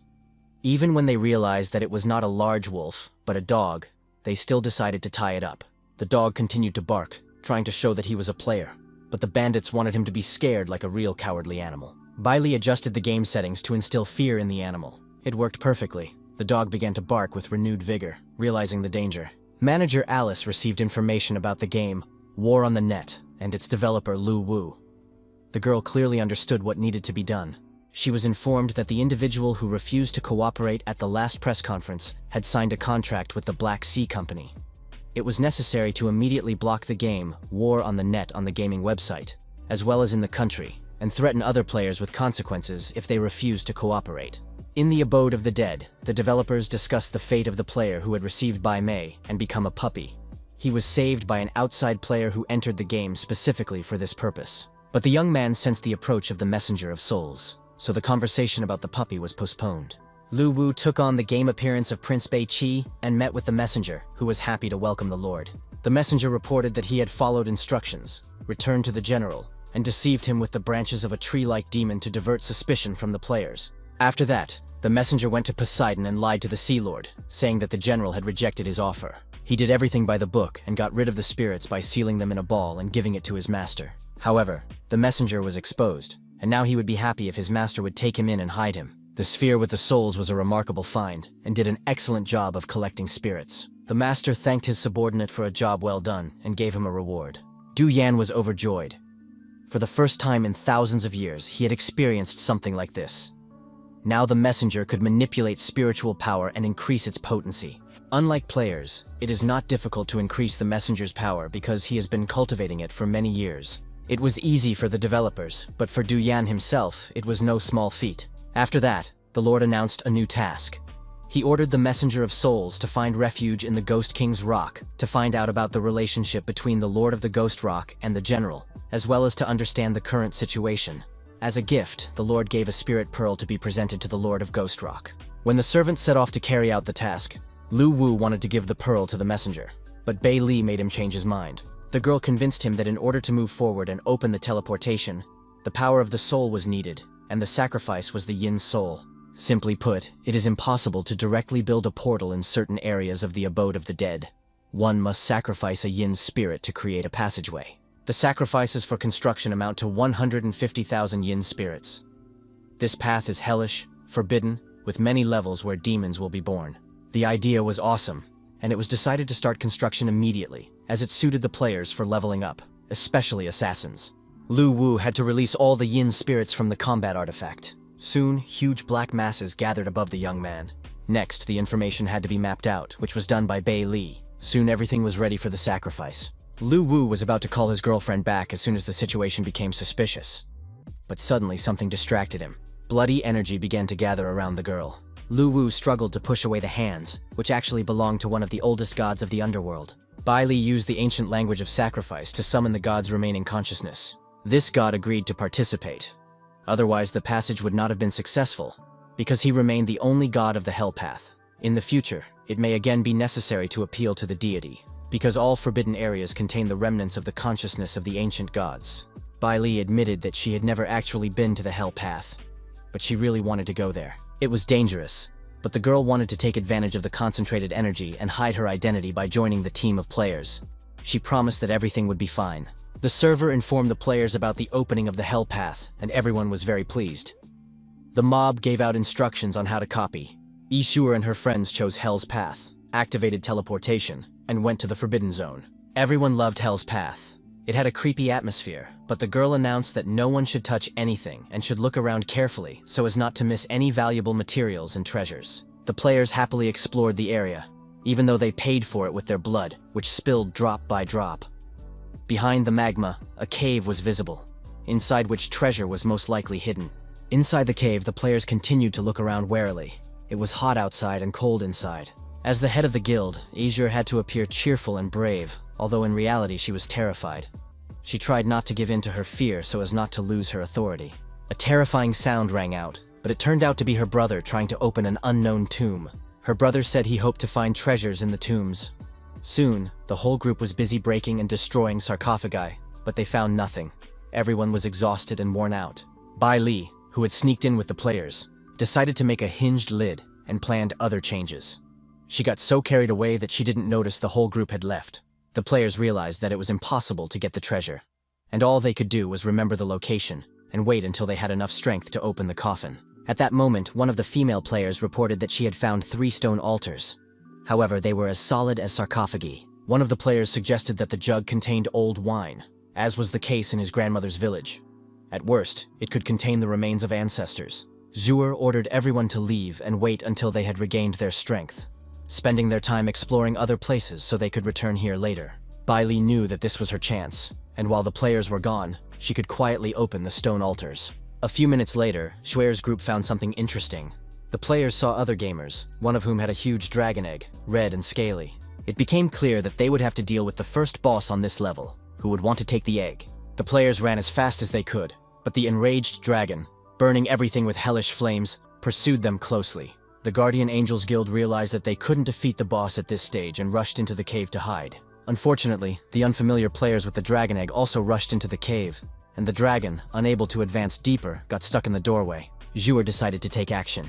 She held a knife to the player's throat and demanded that he give her the dragon egg. The young man said that it was useless, since dragon eggs cannot be taken into personal space.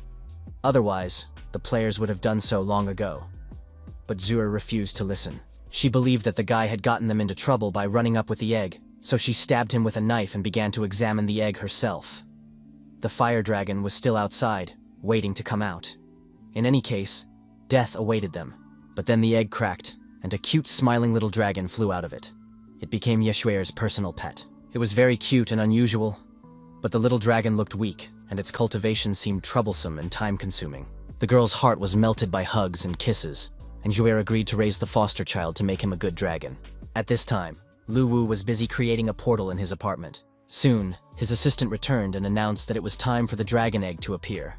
She participated in the game and used the combat artifact. The pets were still in their infant stage and didn't understand anything, so Bei Li was able to seal them with the artifact. Almost all of the pets were sealed, which caused some difficulties. The fire dragon was still at the beast spirit level, with an average rank. Lu Wu praised his assistant for the game updates and announced that he had set the cost of resurrecting pets at 30 coins, considering it an excellent way to make money. The girl was upset. Initially, they wanted to revive the prince and the entire region with the help of an army of players, but now conflicts between players were becoming more frequent.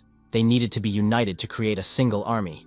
Lu Wu had also thought about this, but the players were different, and it was unrealistic to unite them completely. They needed something to rely on. So the guy developed a way to help them let off steam. The idea was to build a huge battlefield where all guilds could register to compete for guild power. The goal of the battle would be to capture the flag. A flag would be placed in the center of each city, and any guild controlling the city could convert the empty flag to their own. It was a kind of large-scale competition for power, which began with a siege in the early stages and ended with the defense of the city. At the end, the best guild would be chosen.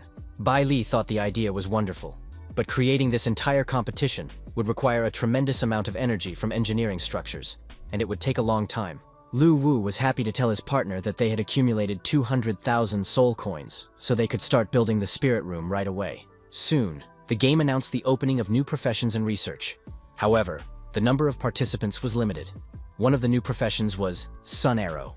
The spirit room was full of different heroes, and Lu Wu wanted to choose someone else, but Bei Li insisted on the archer, who was a courtier of Prince Bei Qi. The Sun Archer was once #1 at the prince's throne.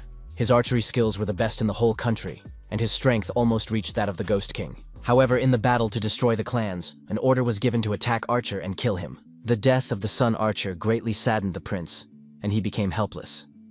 Later, the prince placed the archer's spirit in the spirit room, so that future generations would honor his heroic spirit. To use the greatest power, the player must master the essence. But since war in the net is the real world, archery was not available to everyone. Lu Wu used a combat artifact to build a training ground, begin trials, and select the 10 best players worthy of inheriting the heroic spirit. The next day, targets were set up on the training ground, and the number of applicants exceeded 25,000. In the first round, they had to shoot from a distance of 50 meters.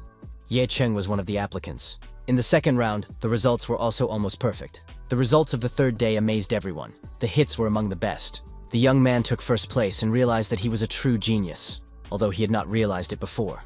After the qualifying round, the player gained access to the attributes panel, where he could see detailed information about his career, undergo professional training, and become the heir to the first archer. The Sun Archer was obsessed with archery and trained for decades. Only after realizing the truth in his heart did he achieve enlightenment, prolong his life, and become the #1 player. In addition to his bow and arrows, the archer possessed eagle eyes. His visual abilities were highly developed, and he could adjust the focus of his pupils. Each shot consumed 1 sun breath, as well as additional energy, which was restored every 3 seconds. The archer possessed the ability of solar dispersion, which allowed him to release several arrows at once, as well as a sliding step to dodge attacks. The arrow of destruction combined the solar power of the entire body. After reaching a higher level, it was possible to move on to the second stage of this profession. Ye Chen changed professions and gained 3 skills, but he was still worried when he thought about it. The player prepared to shoot the bow, because he had successfully passed the selection and believed in his genius. However, after shooting all his arrows, Ye Cheng did not even hit the target once. Hitting the target proved impossible. The player failed completely. He realized the seriousness of the problem, and on top of that, he had run out of arrows. After much thought, The young man realized that changing careers is serious work, and if you don't have talent, you won't succeed. Now Ye Chung was ready to return to his previous profession.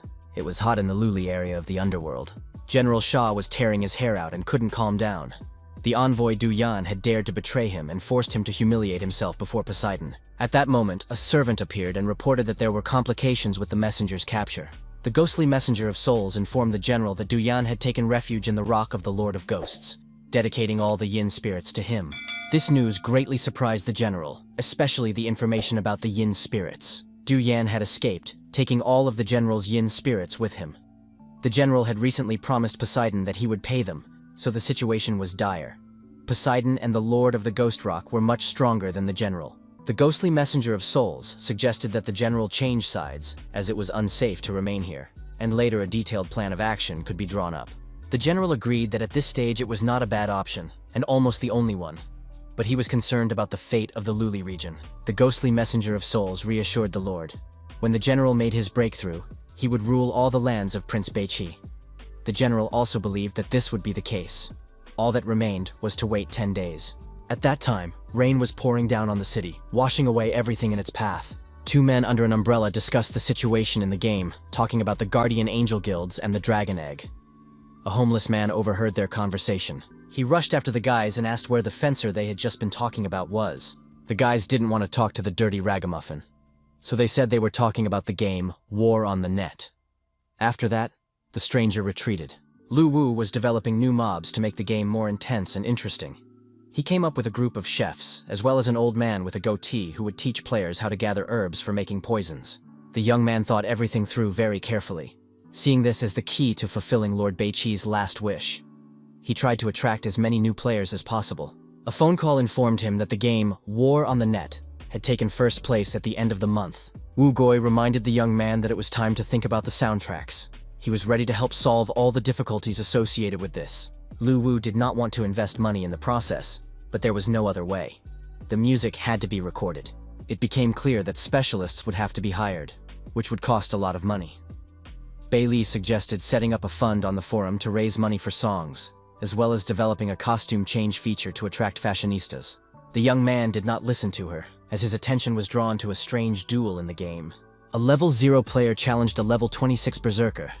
It looked ridiculous and suicidal. The 0-level fencer continued to provoke the player, who refused to play with such a weak opponent. Finally, he managed to provoke his opponent, who accepted the challenge. The battle began. What should have ended in 2 seconds turned into a worthy battle. The players were evenly matched, striking blows and dodging hits. A player named Mu couldn't understand how this was possible. This weak fencer had just managed to land a dozen blows on him, while the other guy hadn't touched him once. The player realized that he was still alive thanks to his high level of skill and equipment. Initially, he had planned to spare his opponent and not use his skills, but now he decided to fight with all his might. The player activated his slanted edge and rushed at the fencer, hoping to kill him with this blow. The guys clashed in battle. At that moment, there was some kind of disturbance in the spirit room where the inheritance was kept. A few seconds later, the fencer received a notification that he had killed a player named Mu Junge, who had described his opponent as an ordinary and boring fighter. Soon, a congratulatory announcement appeared in the game that a player named Ao Jiang had grasped the heart of the sword and received the secret skill of 10 magic swords. This skill made it possible to compensate for a lack of talent with a sword that could be supplemented from 1 to 10. The developers watched with surprise as the 0-level fencer came to challenge the next lucky player. Bei Li knew that this player had inherited a heroic spirit, and she could use the connection between the heroic spirit and the combat artifact to see what was happening. On the border of the Dragon Kingdom, the battle was already coming to an end, and it was clear that one of the opponents was losing. The stranger said that a long time ago, in a duel with his father, he accidentally killed him. The player agreed that it was his fault, and now he understood the desire for revenge. However, the player's sword skills were still too poor, and even if he trained for many years, he would still be weak. The player said that he did not need talent for revenge, practiced fencing, and even abandoned his family because of it. Therefore, he would now kill his opponent.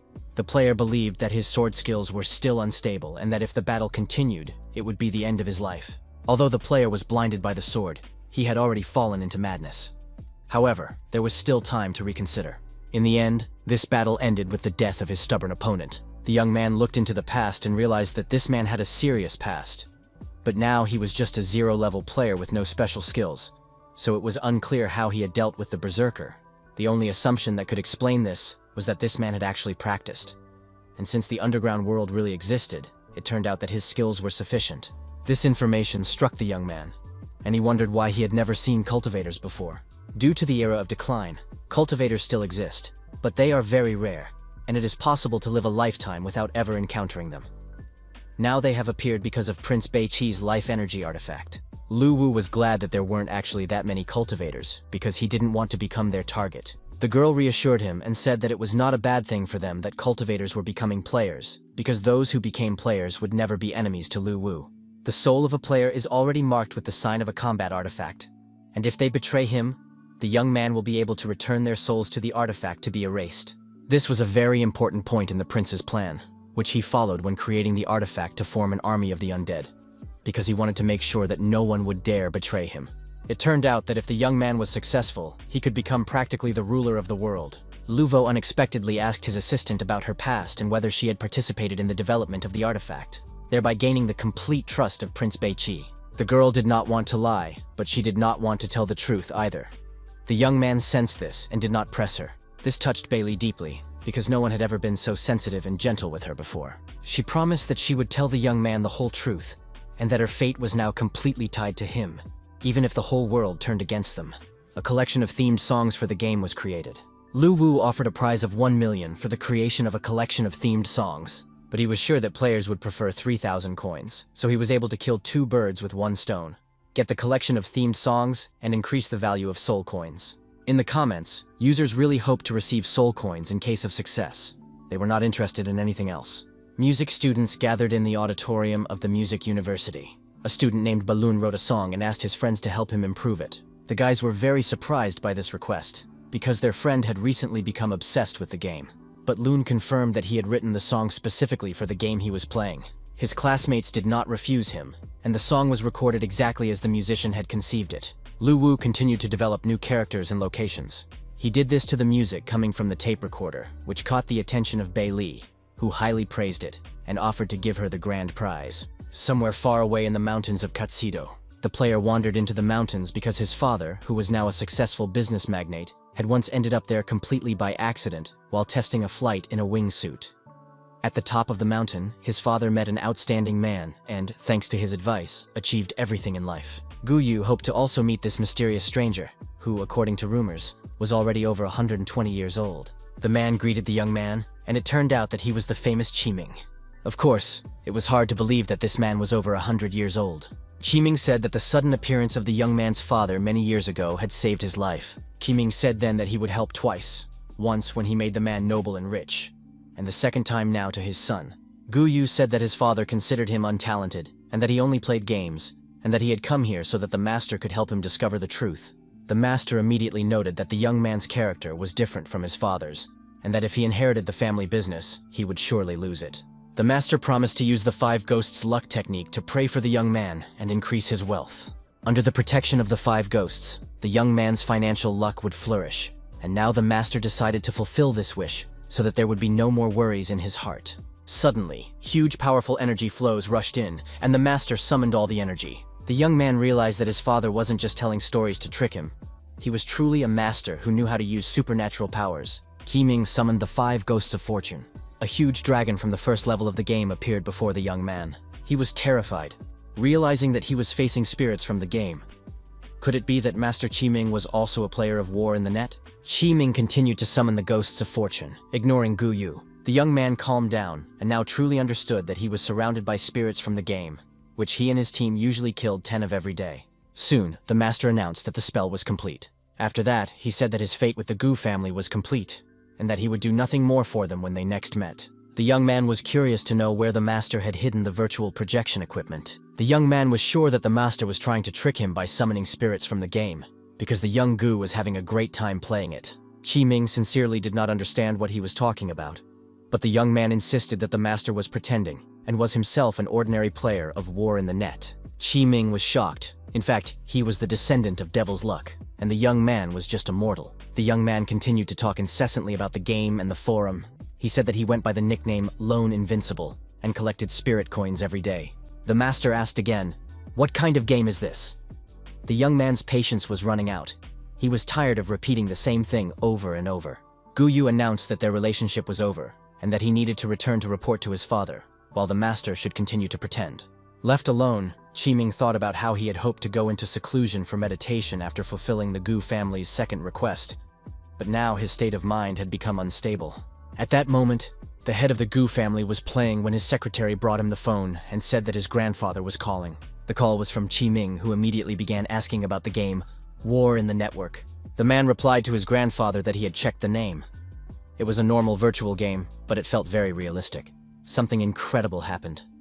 The grandfather, who had left the secular world, contacted the man himself, soon appeared at his place, and asked him to prepare a copy of the game. A long time ago, the man's grandfather left this world, and everyone thought he had died. But then he reappeared when his father was already old and his grandfather was still young, which shocked everyone.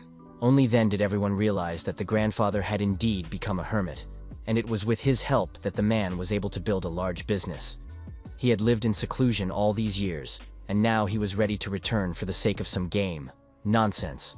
A few days passed, and Bailey's attention was drawn to a cultivator who had recently registered in the game. Lu Wu was worried. People who could travel between the underground world and the real world should not meet with players, otherwise the truth would be revealed. But the girl believed that only immortal beings could travel between the real world and the underworld. In real life, this is practically impossible. Immortal souls are long gone and will never return.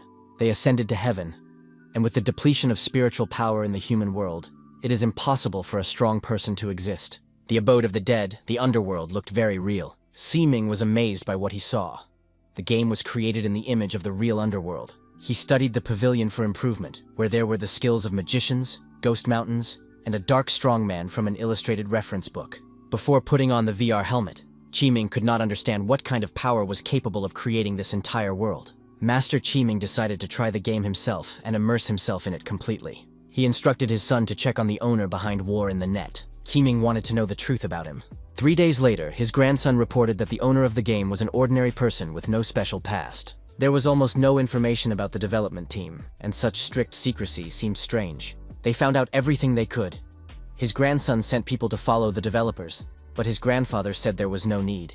He announced to his grandson that he was ending the investigation because he did not understand what kind of secrets he was investigating.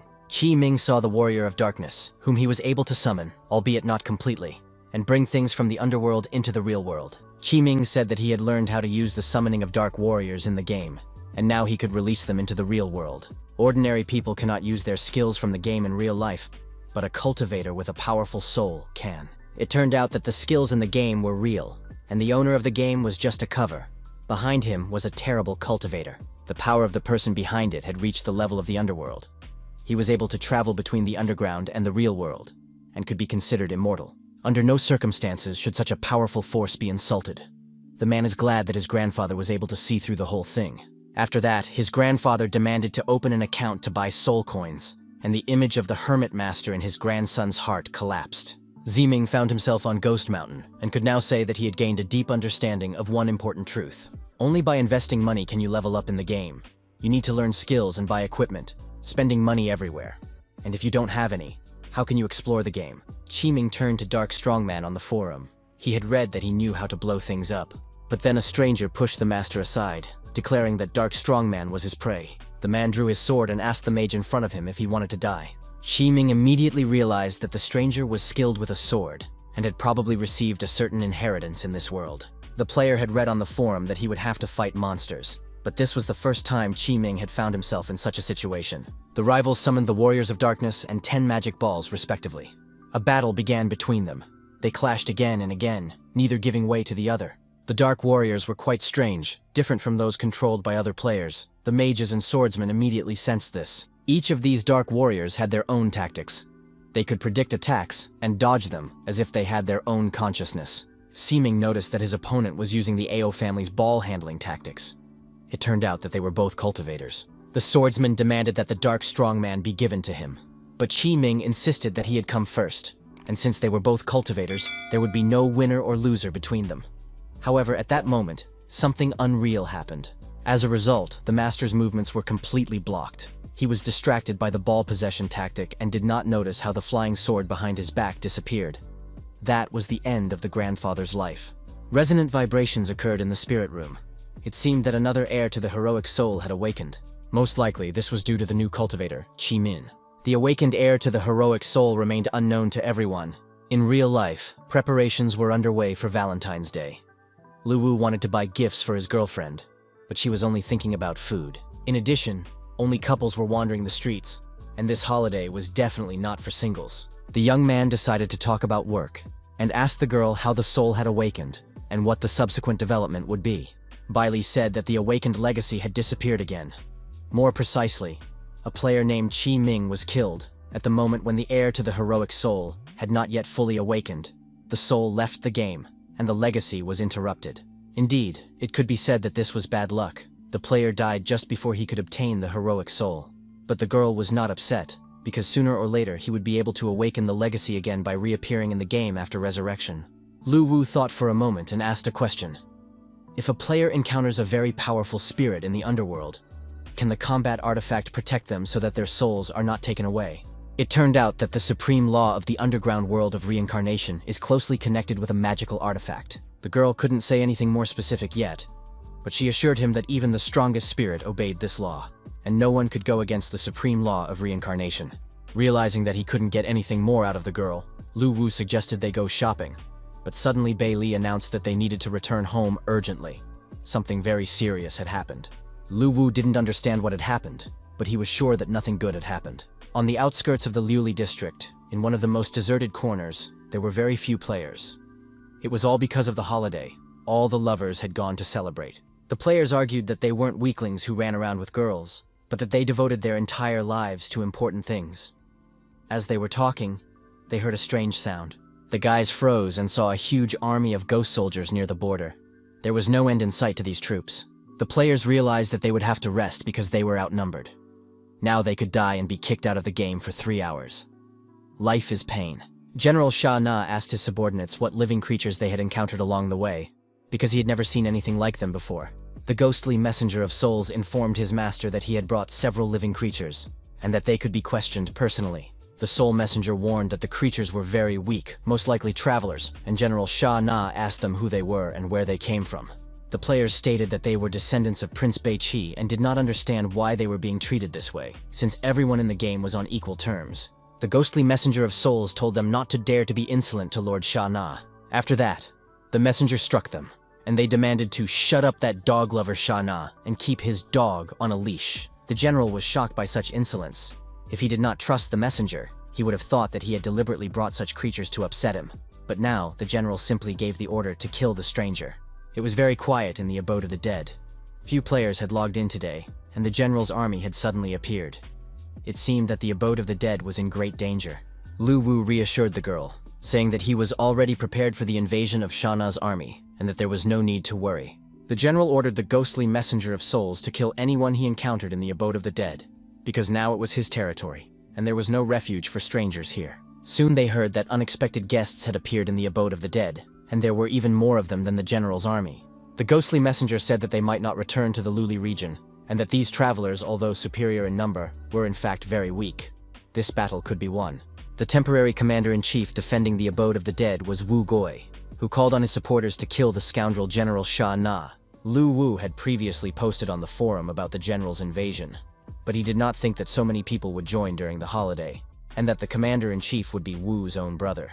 The players, led by Wu, prepared for the attack. The general's army was also ready. Soon, the ghost warriors realized that the players were indeed weak, and called for them all to be killed, leaving not a single one alive. The players understood that there were too many ghost warriors, and that they would have a hard time, but they continued to fight.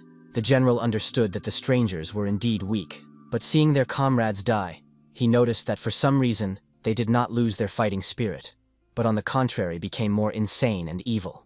It seemed that they were not afraid of death, and since they were not afraid, the most terrifying monster came out to meet them to satisfy their madness. The ghostly messenger of souls believed that these nobodies did not deserve to be killed by the general himself, and asked that this be conveyed to his subordinates. But General Sha Na decided to kill them himself, and thus reduce the army's losses, because there were so many players. Although they were weak, the ghost soldiers could suffer. The general rushed into the attack, and soon the players' camp was almost completely destroyed. Of course, in a head-on collision with the current strength of the players, it was impossible to defeat the general's army. In addition, Sha Na himself entered the battlefield. It seemed that everything related to the abode of the dead would be lost. However, it turned out that Lu Wu had a plan, and if everything went as he intended, reinforcements would arrive soon. After that, requests poured in from powerful players asking for permission to join the battle, and the young man allowed anyone who wanted to join. These were non-player characters who were originally created for entertainment, but in the end, they felt an incomparable hatred for the general and wanted to prove their loyalty to Prince Beiqi. The general had already tasted victory, and destroying ordinary players called them brats and weaklings. At that moment, the demon Lu stepped forward and addressed the players, saying that he would cover for them. The other NPCs followed suit, ready to stand up for their players. The players were stunned to see such support and decided to unite against the general. The general was unable to immediately identify the new participants in the battle and thought they were the same players he had killed before. It was very difficult for the NPCs. They were holding back the general's attack with their last ounce of strength. Bailey understood that although Lu Wu had added NPCs, their mental powers were limited, and it was difficult for them to resist the general. But the young man remained calm and confident that the outcome of the battle was not yet decided. Many of his assistants had not died in vain. They had bought time for the players. The real battle was just beginning, and the game was no longer just a game. The characters had become real friends. At that time, most of the strong players were celebrating Valentine's Day and learned of the death of their friends quite by accident. No entertainment could cheer them up anymore. The players felt it was their duty to urgently return to the game and join the battle to avenge their comrades. Gamers on the battlefield broadcast live, showing everyone their strength of spirit and determination. The guilds of guardian angels and great dragons rushed to the aid of their comrades. The players' troops returned, and new characters appeared before the general, stronger and more advanced than ordinary players. The general sincerely did not understand where these players came from, because the abode of the dead had never been covered by a solid army due to a lack of resources, which was why the general had moved here. As a result, he faced so many strangers that he could not kill them all. They were all like madmen and completely fearless of death, so Sha Na ordered all his troops to rush into the attack. The young man realized that the enemy was trying to raise the morale of the ghost army with the drumbeat. But this was not a problem for the players. Now the main song of the game was playing, and the attack began to this musical track. United by a single idea, the desire to win, wonderful beats, and the lyrics of the song, the players lined up for the attack and went after the ghost army. The demons did not understand what was happening. It was obvious that the players had almost no strength left, but under pressure, they rushed into battle again. It was pure madness. The general yelled at his troops not to be confused. Although the strangers were numerous and insane, they were all weaklings. It was still a battle, and the ghostly army had the advantage. But suddenly, the general recognized some of the players and realized that the strangers had mastered the power of the path of hell and were supported by their ancestors. At that moment, one of the players said that he had spent a lot of money to buy soul coins, collect the necessary materials, and become the first rune knight in the game. And now the moment had come when he could demonstrate his power. General Sha Na immediately sensed the threat from the rune knight. The ordinary warriors realized that they were no match for him and ran away. The general was shocked. With each passing minute, more and more new players appeared, and he began to think that Prince Beiqi himself might soon appear on the battlefield. Qiming enjoyed what was happening. He did not think that at the twilight of his life he would see such a magnificent battle. The puppy did not stand aside either. He joined the mythical guild and was supposed to heal his comrades in arms. The puppy immediately healed all the wounded, and under the leadership of Wu Gui, the players launched another attack. 4 hours of terrible battle passed, and it became clear that the general's army could not hold out. The ghostly messenger of souls warned the lord that there were too many strangers, and the ghostly warriors began to lose confidence. After that, General Sha Na ordered his troops to retreat, and the sight of the fleeing demons genuinely surprised and shocked the players. It was approaching 8 o'clock, and the battle was already reaching the shores of the underworld sea. There was nowhere left to retreat. The players had no intention of giving up and continued to chase the monsters. The general sincerely did not understand how such a brutal people could exist. The monster expected that by killing some of the players, the rest would be terrified. He did not expect that, on the contrary, they would become even more enraged. It soon became clear that the players had caught up with the general, and he realized that he would not have provoked these madmen if he had only known their nature. The ghostly messenger of souls began to get nervous and demanded that her master come up with a plan quickly. But the general's plan was to abandon his army and flee alone, leaving even his loyal servants behind. The Rune Knight did not want to let the general escape and rushed into the attack. But the Rune Knight did not have enough strength, and in the next moment, the general killed him. The general was glad to have dealt with their leader. although these restless heroes had gotten on his nerves. Seeing this, the players decided to avenge the Rune Knight and intensified their attack on the general. They used their most powerful techniques against the villain. The monster continued to scream desperately that he would not die so easily. And indeed, there was a huge, powerful explosion that shook the entire underground world. When the smoke and fire cleared, the wounded general crawled on his belly, feeling his strength ebbing away. He needed to jump into the sea and escape urgently. It was his last chance. General Sha Na flew up, realizing that the players had won today. But he would definitely gather his strength and kill them all. The players knew that things were bad, and that the villain was escaping. The gamers thought there was no way to stop the villain, when suddenly a fiery arrow whistled over their heads. It was the moment of glory for the archer, who had been repeatedly laughed at. It seemed that the young man had hit the target, and now his destiny was clear. General Sha Na was his fate. Soon, the game gave a notification. Boss Sha Na had been killed. All players received a lot of experience points and status upgrades. But what they liked most was the fact that they had jointly defeated such a powerful opponent. Even the developers couldn't believe what was happening. Now they felt it was necessary to reward the players according to their merits. The battle that Bei Qi's army fought against the general and destroyed him was already recorded in the history books. Years passed, and once again the army defeated the Ghost Warriors and General Sha Na. Some time passed, and Lu Wu stood alone on the shore while the other players celebrated their victory. They gathered in the abode of the dead, took out their treats, and celebrated. The players themselves built a grave for the NPCs who died in battle. The young man decided not to revive the non-player characters, leaving them in the player's memory as heroes who gave their lives. In any case, the NPCs' deaths were not in vain.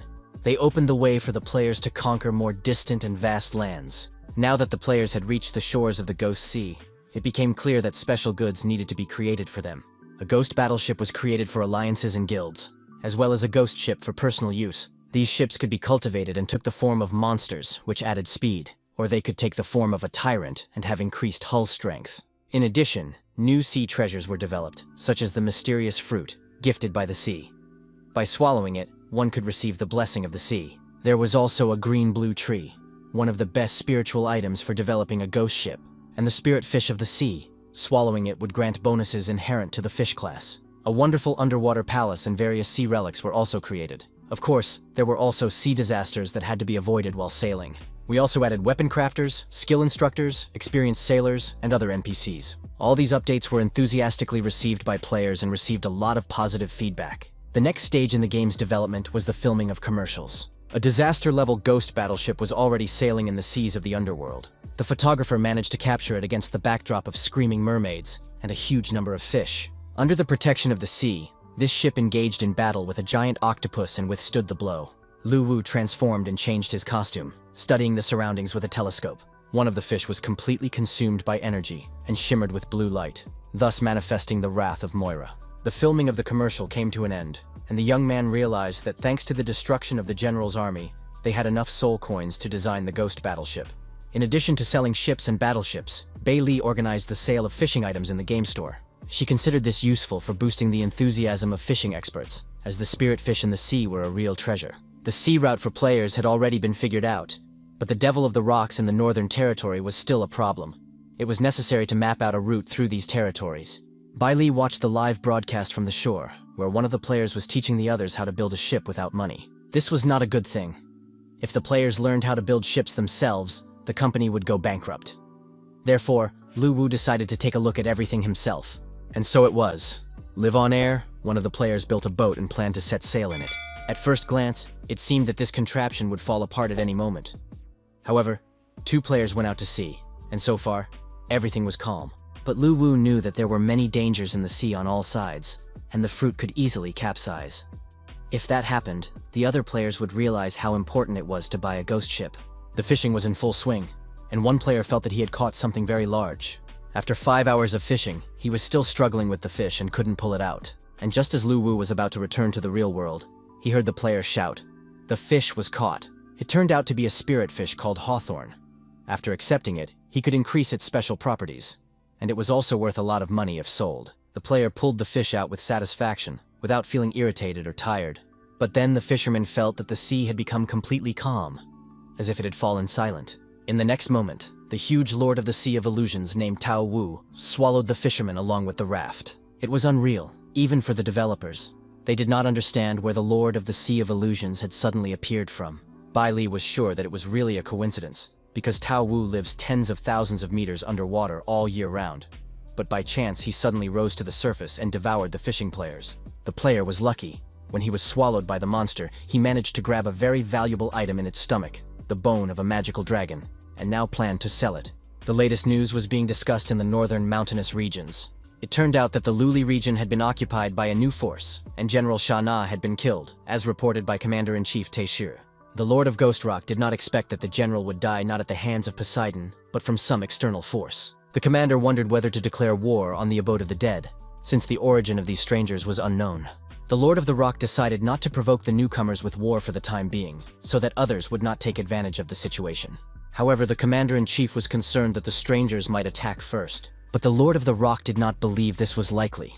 Who would dare to fight his army of tree demons on his territory? His army was truly powerful and terrifying. It was well camouflaged and left its opponents no chance. The Commander-in-Chief, trembling with fear before his superiors, agreed that no one in the northern territories would dare to oppose him. The Lord of the Rock interrupted his subordinate's flattery and asked, "How are things going with the Forest Spirits clan?"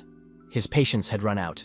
The Commander-in-Chief reported that the Forest Spirits were stubborn and refused to obey, so it had been decided to attack and destroy them. A few days passed, and sales of the new ships, a battleship and a small vessel, broke all records.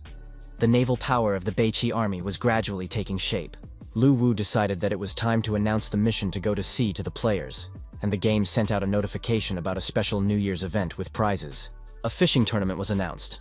To register, players had to find a pilot who was waiting for everyone on the shore. For each fish caught, players received a certain number of points. And whoever caught a fish of the spirit of the ocean, Space's level, immediately received the title of champion.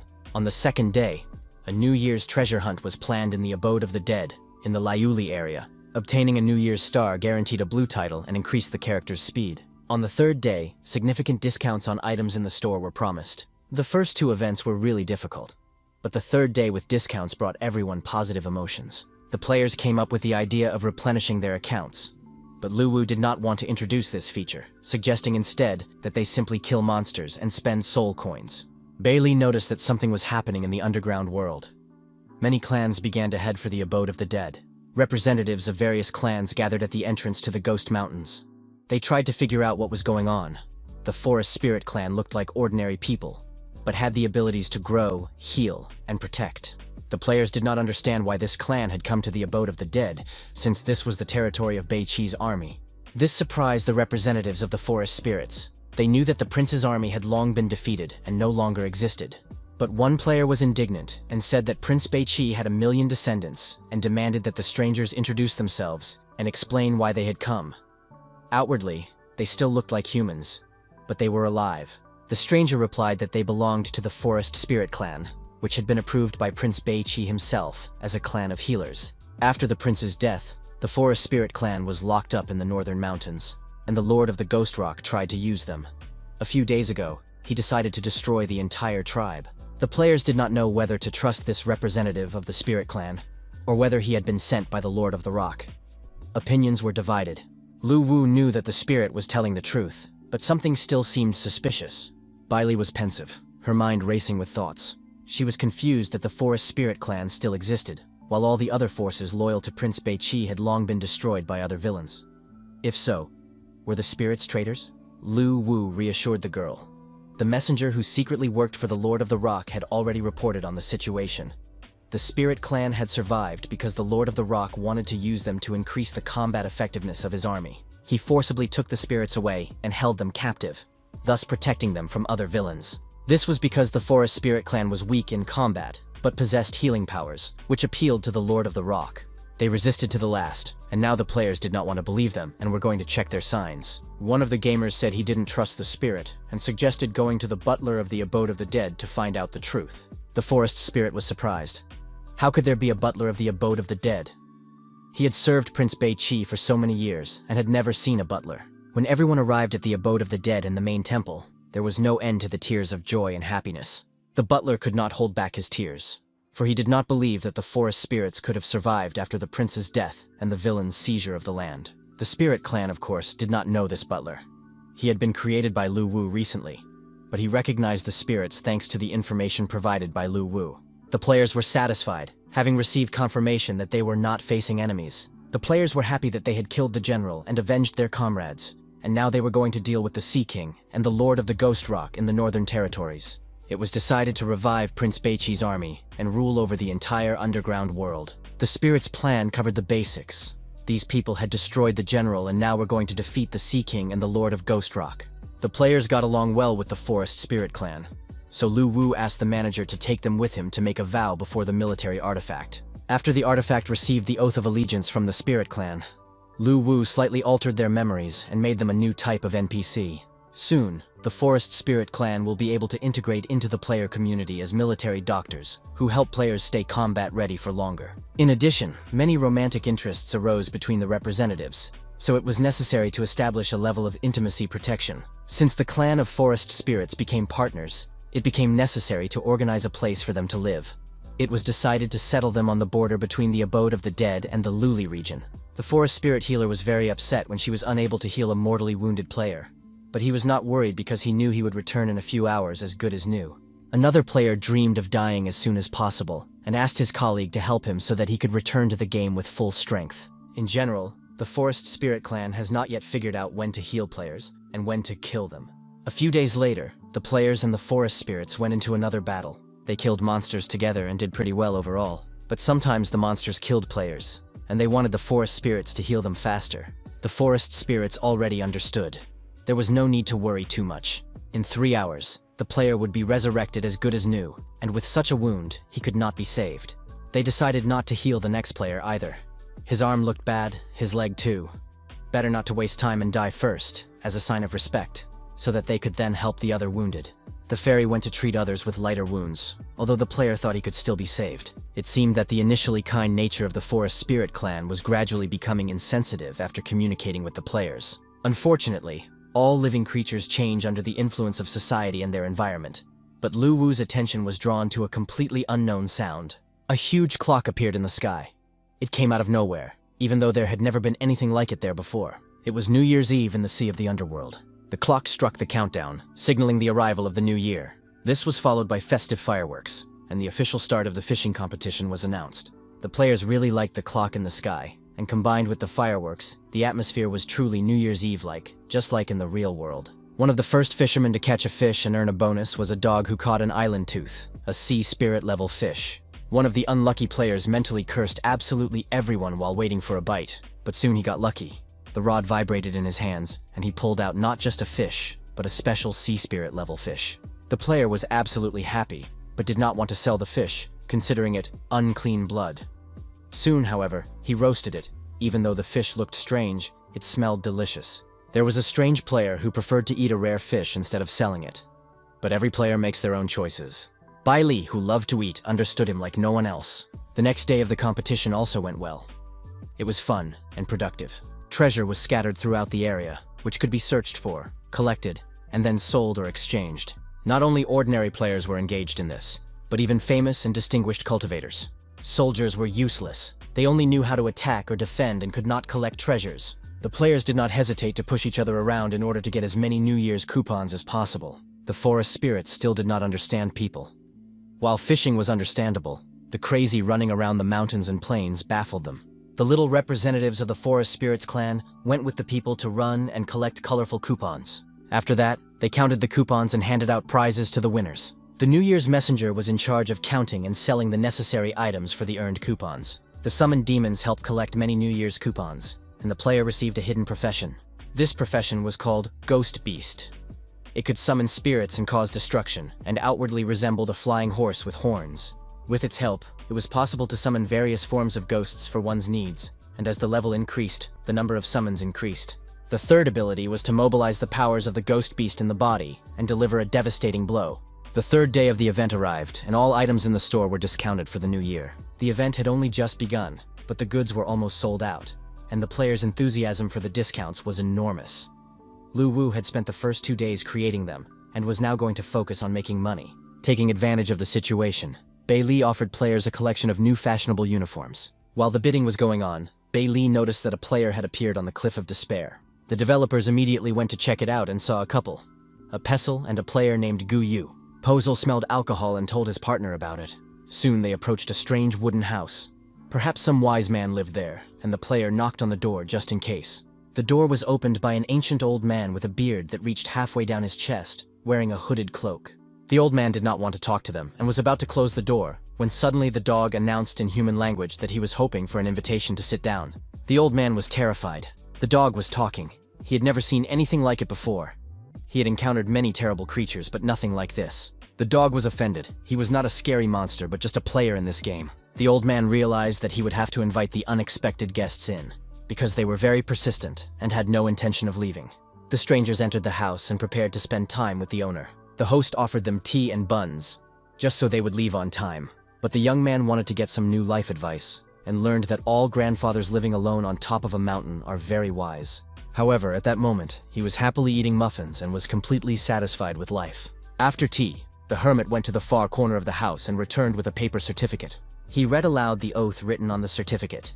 It said that Prince Bei-Chi swore that his descendants would always guard the Cliff of Despair, the source of evil, and obey the will of heaven. The document looked impressive, and the scribbles were understandable. But the players still didn't understand. If the grandfather was a descendant of the prince, then so were all of them. He couldn't get rid of the guy, so the hermit continued his story. It was a very long story. He talked for a long time, and the player was already getting frustrated because he hadn't heard anything useful for himself. But then the hermit asked if the guy knew who was standing in front of him. It turned out that he was a descendant of King Bei-Chi and had proof of his identity. The prince's royal seal, created by the founder of the kingdom and symbolizing supreme power and glory. The old man said that his ancestor was the founder of the land and ruled Bei-Chi for hundreds of thousands of years. The Cliff of Despair was the place where he was buried. All the demons inhabiting the abode of the dead were his subordinates, guarding his tomb. Among them is the strongest god, who carried out the prince's will after his death.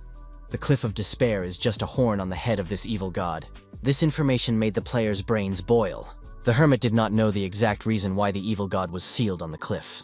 But even 10 ancestors combined would not be able to defeat him. Although he was sealed, the villain's mind was unstable, and evil thoughts often broke through. The ancestor had only fought a fraction of those thoughts. After hearing all this, the player still declared that he planned to continue climbing to the top of the mountain. Whoever climbs to the top will be struck by evil thoughts. Their body will be taken away, and they themselves will become a new vessel. The demons from the scroll were sent by the ancestors to prevent anyone from climbing the mountain. The hermit continued to warn the players for a long time. Do not climb, otherwise if God takes possession of their bodies, it will be a trifle. But if they become his clones, it will be a catastrophe for the whole earth. Of course, the players promised that they would not climb the mountain under any circumstances for the sake of the safety of the land of Bei-Chi. But as soon as they left the old man, they immediately rushed to climb up before it got dark. It was time to go online. Suddenly, one of the players felt his heart tremble, his body spin out of control, and all sorts of negative thoughts flood his mind. The gamer grabbed the dog and began shaking it, even though the dog was trying to bring his friend back to reality. The player came to his senses a little, apologized, and said he didn't understand what had happened. His whole body was enveloped by an unknown force, and bloody and murderous scenes instantly appeared in his mind. The sensation was so real that even though Guyu knew it was a game, he felt a constant fear. The dog assumed that everything the old man had said was true, and he also felt that someone was watching them. He suggested turning back, but the player said that the worst thing that could happen to them was to die a couple of times. But this was a game, so they had to go on and climb the mountain. At the top of the Cliff of Despair, it was very lonely and gloomy. The player decided not to hold back his emotions and immediately marked the territory. He considered it more of an instinctive reaction, although he was a little ashamed. The dog didn't understand how the pole lit up. Perhaps he was just lucky and caused a resonance with his presence. Suddenly, a blow to the muzzle knocked the dog off its feet, sending it flying quite a distance, as if the pillar had told it that it didn't like it. Guyu also decided to try it and turned to the pole. He opened his eyes and realized he should never have done that. Before him appeared a seething sea of blood, in which a newborn baby was rocking on the waves.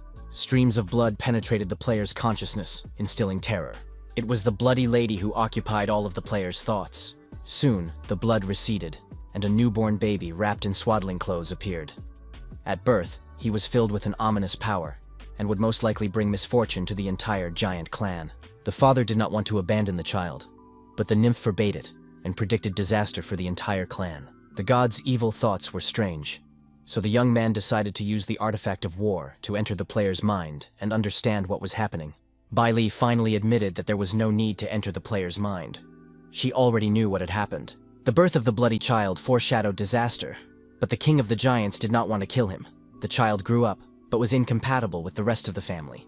The other giant children were already tall, but he was small and suffered from bullying among the tribe. But he was not sad, and lived well every day because he had loving parents who cared for him. The day came when zombies attacked the entire giant city, and war was about to break out. The drought demon gave the order to kill all the giants and capture the source of blood. The giants went into battle, and the bloody baby wanted to go too. But his father would not allow it, as he was the last representative of the clan and was to become the ruler of the entire clan. The drought demon demanded that the king of the giants give up the blood source, so that the death of the people would be less painful. But the king of the giants declared that no one would force him to surrender. He would fight. A huge boulder fell on the king of the giants' head, and he was destroyed. The drought demon demanded that the source of blood be given to him. The giants tried to resist, but the demon was so huge that even they seemed like babies compared to him.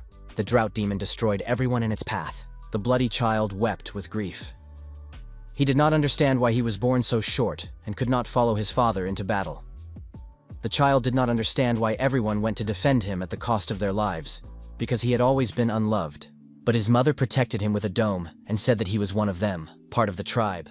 And even if they had once looked down on him, it was not out of malice. The tribe of giants never yields to coercion from outsiders. The child suddenly realized that it was his fault that he had brought disaster upon the entire race of giants, and that he was too weak to fight. But then the demon of drought turned to the child and said he was surprised that the source of blood had feelings. The demon informed the child that being weak was his original sin, and now he would become a bloody snack that would help the demon move forward. The child did not want to accept such a fate, and did not want to live in a world where he would be the only survivor. Therefore, the baby decided to destroy the whole world. From rage and inner anger, he began to grow, and in the end, the demon of drought became a bug in comparison to him. And the more the baby grew, the more he hated everything and everyone. He decided to destroy not only the demon, but the whole world. And under the open sky, he attacked his enemy with all his might, devouring the demons and all their powers. When he had expelled all the negativity, the baby gradually shrank and returned to normal size. A girl named Lee appeared before him and said that it was impossible to destroy this world, but she was ready to become his friend. She explained that he was very dangerous now, and she would put him to sleep, waking him up only when he became more agreeable. After that, the stranger took advantage of the situation and gradually put the dangerous giant to sleep, promising that when the time came, they would become friends. Lu Wu decided that the woman in white who had preserved the giant was Bei Li, but the girl said it wasn't her, although she knew who did it. However, she couldn't tell the young man the whole truth now, because his soul would burst under the weight of the secret. It was mysterious and unbelievable, so Lu Wu decided to find a way to improve the strength of his soul so that he could bear the secret that Bei Li would tell him. Gu Yu was still standing motionless, and the dog had already begun to worry about his boss. Finally, the player came to his senses and said that strange images had appeared in his mind, similar to memories of the evil god. Now he knew that the pagoda pillar had appeared after the evil god had been sealed. It was unclear why the dog jumped back when it touched the pagoda. Perhaps it saw the god's trace. Suddenly the player heard a voice in his head asking if he wanted power. But the player did not believe in such things. He said he wanted peace and asked to be spoken to like a human being. But the voice spoke to him again and said that if the young man fulfilled one condition, he would receive infinite power. The voice wanted him to help kill the demon of drought. It turned out that the drought demon had not been killed. It had managed to escape, and the old corpse in the burial ground was the demon itself. Lu Wu was worried that the evil god would harm the player's soul, but Bei Li assured him that there was nothing to worry about. In fact, it was just an ordinary god living in the underworld. But the young man remembered the words of the old hermit, who claimed that even 10 princes of Bei Qi would not be able to defeat this evil god. Bei Li admitted that she was indebted to this evil god, and now the young man could help her. The player agreed to the proposal and asked where the drought demon was. It turned out that he was hiding in a bone tomb, and for killing him, the player would receive unlimited power.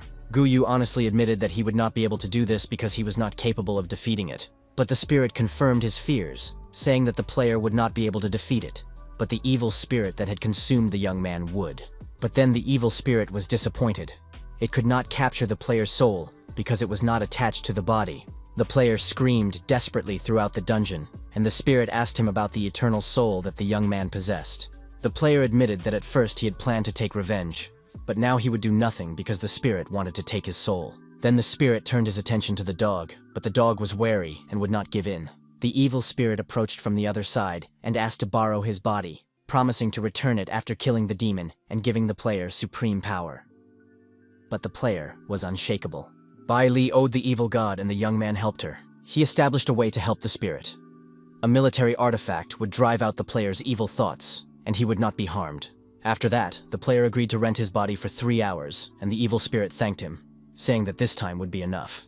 After receiving all the blessings and signing the contracts, the player's body began to fill with the spirit of the evil god. The player felt unprecedented strength, and it seemed to him that he could crush 10 Shana generals with one hand. Finally, complete reincarnation and transformation took place, and the evil spirit promised to return the body after completing its business, and kept its promise. Having said this, the evil spirit in the player's body rose into the sky and flew away, and the dog began a live broadcast, announcing that his boss had turned into a great evil god and was going to bring disaster to the entire land of Beiqi. 2.5 hours later, the bone tomb was pierced by a huge bloody comet. Inside the fiery blood ball, someone was present, possessing insane power. The evil spirit in the player's body, standing on the tomb, addressed the drought demon, saying that he knew the demon was there and offered to come out to die. Guyu continued to summon the drought demon and demanded that it appear for a fair fight. The player, not waiting for the enemy to appear, began to pound the burial mound where the drought demon was locked up with his fists. Finally, the demon's soul was pulled out of the tomb, and the player hoped to destroy it. The young man was working with the bloody evil spirit of the underworld, to whom he had leased his body. His hand was raised for the final blow. The drought demon could not believe that the bloody evil spirit had become strong again and could harm him. But then the bloody spirit used the 8-armed demon option against the entire enemy. The drought demon began to restrain his opponent and bind his hands and feet, amazed at the audacity of the bloody evil spirit, who had taken advantage of a human body. The developers watched what was happening, and Bai Li was worried because the evil spirit was strong, but only a trace of evil thoughts remained from it. Lu Wu wanted the evil god to be able to get rid of his anger and negative emotions in order to become a true god, and the young man helped a little with his artifact. The bloody evil spirit felt a powerful surge of strength and was able to break the bonds that bound him. The drought demon did not understand what was happening. He felt that some external force had helped his opponent, but he could not understand who it belonged to. But no one was going to answer the drought demon's questions, and soon he was completely finished. Justice prevailed, and the seal of evil was set. The power was insane, and the players did not understand how it was possible to gather such power, even if they played the game their entire lives. The drought demon did not want to give up, because he had been hiding in the tomb for so long and hoped to still get out of it. The evil spirit killed the drought demon, but his end was also near. At the same time as his enemy, he felt that he could no longer resist, and the player who had rented out his body flew away. Circumstances were such that both the evil spirit and the drought demon were frightened. The evil spirit had effectively lost its fighting power after encountering only a cauldron. It turned out that this was one of the most powerful gods who ruled life and death in the underworld, Emperor Dunyu, who, along with 2 other emperors, truly possessed divine power. The underworld is vast and divided into east and west. Even such powerful gods as the 3 great emperors are only rulers of the eastern underworld. Lu Wu wanted to know what connection the evil spirit had to Emperor Dunyue. It was probably somehow related to the evil spirit's previous life, but it was not known exactly why the emperor was taking revenge on him. In the end, circumstances unfolded in such a way that both opponents were neutralized by Emperor Dunyue. The evil spirit could not win because he had signed a 3-hour contract, and the time was almost up. Guyu received notification of the end of his reincarnation, and felt the blood evil spirit leaving his body. The spirit resisted with all its might. It did not want to accept reality. It had suffered for hundreds of thousands of years, and today it finally had hope of killing the drought demon. They could have said or done something to each other, but both were destroyed by a third force, and some strange skeletons rushed after the player. But the dog was happy that his boss had returned. Deep underground, on the cliff of despair, the evil god had to restrain his power. The old hermit, placing his hand on the rock, said that the chains binding the evil spirit were connected to the pagoda at the top of the mountain, and the evil spirit would never be able to break free from them. The spirit could not calm down, for he had finally waited for his chance and had almost accomplished his revenge. It was unknown how many thousands of years he would have to wait for the next time. The evil spirit begged the old man to free him, promising him infinite power in return. But the old man did not believe his words, and said that he was the only one willing to simply talk to the spirit. Then the bloody evil spirit asked the old man to bring the young man here, the player whose body he had recently used. The spirit swore that he would no longer take over a human body, but he had to fulfill his promise. The old man began to transform, and the bloody evil spirit realized that the hermit would help him. He was glad to find himself in a situation where such a monster was asking for help. Guyu was trying to escape from the skeleton dogs when he felt a magical force surround him and pull him into a whirlpool. The spirit of drought could not understand where the mortal had disappeared to, for his faithful servants had pursued the player until he vanished. The young man and the dog found themselves at the top of the cliff of despair in front of the door of an abandoned house. Could it be that the evil spirit had brought them back here and saved them from persecution? An old hermit opened the door and asked what they were doing there and why they had come back. The player did not answer. He ordered the dog to sit and wait and set off in an unknown direction. Guyu said that he had dropped something on the way and would go find it. He would not climb the mountain, but would leave the dog with the hermit, which was exactly what was needed, since he had helped the evil spirit. At the top of the cliff of despair, near a huge skeleton, the bloody evil spirit appeared. The player told him that he had come for what he had promised, because he had fulfilled his part of the agreement, although he was worried that the evil spirit would simply kill him. But soon the player felt his body fill with energy, and a notification came that he had become an apostle of the evil spirit and received the power of blood. These abilities allowed the player to recover quickly from injuries, expend less energy, and summon hellfire that burned a large area around him. The young man could also manipulate blood and absorb it, quickly restoring his energy and health. After activating his gaze, all targets looking at the player would be consumed by negative emotions and find themselves in a state of chaos and weakness. Guyu was dissatisfied because he had to destroy his rune warrior profession to obtain the inherited power of the evil spirit. The player wanted to have two professions, but the developers deliberately destroyed the rune warrior and had no intention of restoring it because they wanted compensation for their work. The evil spirit asked the player if he wanted to become strong. The evil spirit said that he had given the guy a seed of blood, and if he could successfully grow it, he would master one of the laws of the underworld. The player still had no idea what was going on, but the demon was ready to explain. If a person mastered any of the laws of heaven and earth, they could become much closer to the gods. And if they earned the emperor's blessing, they would become a new god. It sounded very pompous, and Guyu couldn't help but like it. Soon, the player came to his senses and realized that he needed to be more modest, because now the evil spirit had become his boss, and he was ready to learn how to become stronger. The difficulty of growing blood seeds was that it was a very long process. However, the evil spirit could help speed it up, and the guy was ready for anything. The evil spirit said that the drought demon had changed its hiding place, but its breath could still be felt, and he asked to find and kill the demon. To do this, he needed to go to the city of evil nightmares. Guyu agreed to fulfill this request. The task is not time-limited, so he will calmly level up, and the guild will continue to expand, and the player will have a chance to complete the mission. The evil spirit warned that when the player goes to fight the drought demon, he will not be able to escape death. Isn't the guy afraid of that? But none of the players were afraid of death, simply because the evil spirit did not realize that in a couple of hours, the players would be brought back to life. After the players saw the live broadcast of the battle between the evil spirit and the drought demon, many began to want to become stronger. This topic was discussed on the gaming forum. Magic players were particularly outraged, cursing the developers for not increasing the power of mages. They called the developers clueless and incapable of planning. In the end, the guy realized that he had to do something about it. Lu Wu created a template for mages and updated it. Now Mac had become a true pentagram.